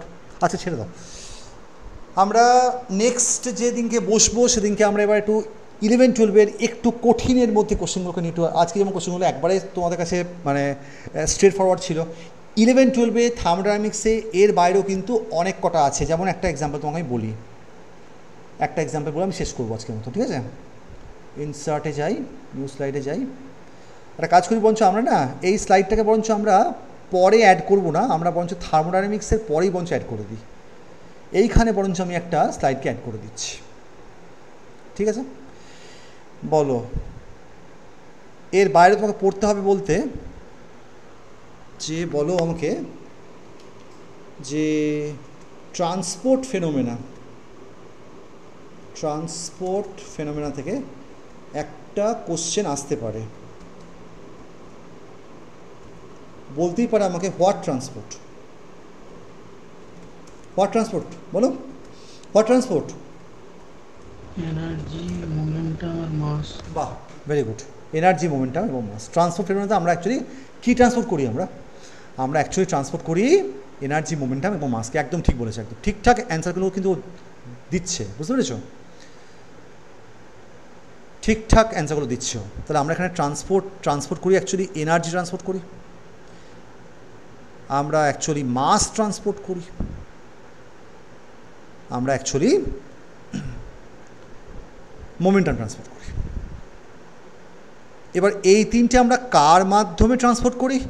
এনার্জি ট্রান্সপোর্টের জন্য রেসপন্সিবল হচ্ছে থার্মাল কন্ডাক্টিভিটি, রাইট? ঠিক বলেছি? থার্মাল কন্ডাক্টিভিটি, যাকে আমরা কে বলি। মাস ট্রান্সপোর্টের জন্য রেসপন্স হচ্ছে তোমাদের ডিফিউশন, একে আমরা ডি বলি। আর মোমেন্টামের জন্য রেসপন্স হচ্ছে তোমার ভিসকসিটি। এই তিনটে একটুখানি দেখে যাবে এটা, ওকে? এইগুলো অ্যাকচুয়ালি আমরা ট্রান্সপোর্ট করি। এবার নেক্সট আমাদের কাছে আর একটা কোশ্চেন আসতে পারে, ট্রান্সপোর্ট ফেনোমেনা একটা ইকুইলিব্রিয়াম নাকি নন ইকুইলিব্রিয়াম ফেনোমেনা? অ্যান্সার কী হবে? একটা কি ইকুইলিব্রিয়াম ফেনোমেনা নাকি নন ইকুইলিব্রিয়াম? নন ইকুইলিব্রিয়াম। অবশ্যই, কারণ আদারওয়াইজ তোমার ট্রান্সপোর্ট হবে কেন? নন ইকুইলিব্রিয়ামই যদি হতো, ইকুইলিব্রিয়ামে সবাই তার যে যার নিজের জায়গাতে ফিক্সড আছে। ফার ফ্রম ইকুইলিব্রিয়াম যদি হয়, নন ইকুইলিব্রিয়াম বলাটা অবশ্য একটু বাড়াবাড়ি হয়ে যাচ্ছে, তুমি এটা ফার ফ্রম ইকুইলিব্রিয়াম বলতে পারো। হ্যাঁ, সো এটা আমাদের কিন্তু হচ্ছে ফার ফ্রম ইকুইলিব্রিয়াম ফেনোমেনা, তবে না তোমার ট্রান্সপোর্টের বিন্দুমাত্র কোনো সম্ভাবনা থাকবে, তাই তো? তুমি আজকে একটা পাশে ঘরে একটা ধূপকাঠি জ্বালিয়ে দিয়েছো, ইনিশিয়ালি তুমি গন্ধটাকে পাবে, কারণ ডিফিউজ হবে। একটা সময় পরে গিয়ে তোমার কি আর ডিফিউশন হবে, তাই তো? কারণ পাশের ঘরে এবং ওই ঘরে ডেন্সিটি কী হয়ে গেছে, সেম হয়ে গেছে। হ্যাঁ, সেটা ফার ফ্রম ইকুইলিব্রিয়াম ফেনোমেনা, বুঝতে পেরেছো? এবং সেই সংক্রান্ত তোমার যা যা সূত্রগুলোকে আছে, হ্যাঁ, কে সমান ইটা সিভি, যা যা সূত্রগুলো আছে একবার দেখে যাবে, আইনস্টাইনরা। আচ্ছা, নেক্সট আমাকে বলো যে ব্রাউনিয়ান মোশনে কিছু প্রপার্টি বলো। ব্রাউনিয়ান মোশনে কিছু প্রপার্টি বলো, জলদি বলো, কি হবে? Brownian motion is independent of external vibration. আর বলো Higher the temperature, higher will be the motion. আসলটা র্যান্ডম। হ্যাঁ, তো সেটা বল, আগে র্যান্ডমটা বল, তারপরে তো ওসব। ব্রাউনিয়ান মোশনটা প্রথমবার কোন এক্সপেরিমেন্টের মাধ্যমে আমরা জানতে পেরেছিলাম? সেই এক্সপেরিমেন্টের নাম কি? রবার্টের পোলেন গ্রেন এক্সপেরিমেন্ট, তাই তো? হ্যাঁ কি না? পোলেন, ফুলের কুড়িকে আজকে রাত্রেবেলাতে একবার ছেড়ে দিবি জলের উপরে, তারপর দেখবি কেমন লাগে, র্যান্ডামলি মানে মুভ করবে, বুঝতে পারলি? তাহলে মোশনটা আমাদের হচ্ছে কমপ্লিটলি, এটা ক্লাসের মধ্যে খুবই সুন্দর করে তোমাকে আমি এক্সপ্লেন করেছিলাম যে এটা হচ্ছে অ্যাকচুয়ালি পোলেন গ্রেন এক্সপেরিমেন্টের মাধ্যমে আমরা প্রথমবার জানতে পেরেছিলাম, পোলেন গ্রেন এক্সপেরিমেন্ট। এবং মোশনটা ফার্স্ট প্রপার্টিটা হচ্ছে motion is completely random, irregular, is completely random motion. এটা র্যান্ডাম, ইরেগুলার, এরকম টাইপের। মেকানিক্যাল ভাইব্রেশন ইন্ডিপেন্ডেন্ট, মানে তুমি যদি শেক করো তার উপর ডিপেন্ড করবে না। Mechanical vibration independent. যত ভিসকসিটি, যত স্মলার দ্য সাইজ, তত কি greater is the motion. Smaller the size of the particle, smaller the size of the particle, greater is the motion। ঠিক আছে, particle greater is the motion. তোমরা নোটসগুলো সেই মতন করে পড়ো নি, ম্যাক্সিমাম যদি মুখেতে একটাও কথা নেই, নোটসগুলো কিছু তোমরা পড়ো নি, এসএসসি যা নোটস তোমাকে দিয়েছিলাম কিছু পড়ো নি তোমরা, নোট এগুলো তো তোমরা বলতে পারতে। যা বলছে সৌভিক এবং এই শুধু বলে যাচ্ছে, আর সৌভিক স্বরূপ আর এই শুধু বলে যাচ্ছে, বাকিরা সব একবারে চুপ আর কি। এইখানেই তোমাদের যদি এই অবস্থা হয়, তোমরা ওখানে তাহলে কীভাবে করবে বলো তো? ঠিক আছে, higher the temperature greater is the motion, higher the temperature greater is the motion, is the motion, higher the viscosity lower is the motion, তাই তো? ঠিক বলেছি? যত বেশি ভিসকাস ফোর্স বাড়বে তত কিন্তু ওর যে এটা মোশনটা কিন্তু আমার কমে যাবে, lower, lesser is the motion. ঠিক আছে, ব্যাস এই আমাদের হয়ে গেল ব্রাউনিয়ান মোশনের কিছু ক্যারেক্টারিস্টিক্স, প্রপার্টিস। সেমভাবে তোমরা কিন্তু এটাও কিন্তু মানে পড়ে যাবে, জুল থমসন এফেক্ট। আর একটা কোশ্চেন তোমাকে আমি বলে দিচ্ছি। নেক্সট হচ্ছে তোমাদের, আমাকে বলো যে what is conserved in Joule Thomson effect, বলো। Enthalpy, right, very good. তো এখানে প্রথম প্রশ্নটা হচ্ছে এটা যে what is conserved in J hyphen T, তোমাকে বুঝে নিতে হবে যে স্যার এটা জুল থমসনের কথাই বলছে, জুল থমসন এফেক্ট। এখানে অলওয়েজ মনে রাখবে যে ইনসার্ট, এখানে অলওয়েজ মনে রাখবে যে তোমাদের কিন্তু এইচটা কিন্তু কনজার্ভড হয়, হ্যাঁ, এইচ সমান ইউ প্লাস পিভি, এইটা কিন্তু আমাদের কনজার্ভড হয়, কনজার্ভড কোয়ান্টিটি, অর্থাৎ এনথ্যালপি, এইচটাকে আমরা কী বলতে পারি, এনথ্যালপি, এনথ্যালপিটা আমাদের কিন্তু কনজার্ভ থাকে। ঠিক আছে, এবং এই প্রসঙ্গে আরও যেটা হচ্ছে যে যেটি এফেক্টের ক্রাক্সটা কি, মানে what is the crux, crux হচ্ছে এটাই, the crux of the, crux মানে বলি তো, ক্রাক্স মানে আন্ডারলাইন থিমকে আমরা ক্রাক্স বলি। এর ক্রাক্স হচ্ছে এটাই যে আমি হচ্ছে কী বলতো, থ্রটলিং প্রসেস, তাই তো? এটা থ্রটলিং তো, এটা থ্রটলিং প্রসেস, এবং এখানে আমরা প্রেশারটাকে হঠাৎ করে কমিয়ে দিই, তার জন্য টেম্পারেচারটা কমে যায়। অর্থাৎ এন্টায়ার যে খেলাটা হচ্ছে, টেম্পারেচার প্রেশারটাকে দুম করে কমিয়ে দেব, প্রেশারটা একটা ছিল, হঠাৎ করে তুমি একটা কিছু একটা মধ্য দিয়ে পাস করেছো, প্রেশারটা দুম করে ফল করে গেছে এবং টেম্পারেচারটা কিন্তু দুম করে কমে গেছে। হাউএভার একটু কেয়ারফুল থাকতে হবে যেন, কারণ জেটি এফেক্টের প্রবলেমটা হচ্ছে এটা, এ কিন্তু ইনস্টেড অফ কুলিং ও কিন্তু হিটিংও কিন্তু করতে পারে, ডিপেন্ড করছে যে টেম্পারেচার ডিফারেন্সটা কতটা হাই, মানে আউটসাইডের থেকে টেম্পারেচার ডিফারেন্সটা কতটা হাই বা কতটা লো, তাই তো? হ্যাঁ কি না? তো এই ক্রাক্সটা হচ্ছে এটা যে reduction of temperature by abrupt reduction in pressure, এটা হচ্ছে ক্রাক্স ইন প্রেশার। বুঝতে পারলে? ক্লিয়ার হয়ে গেল? এবং অবশ্যই তোমার যে মিউটা যেটা হয় del T by del P, তাই তো?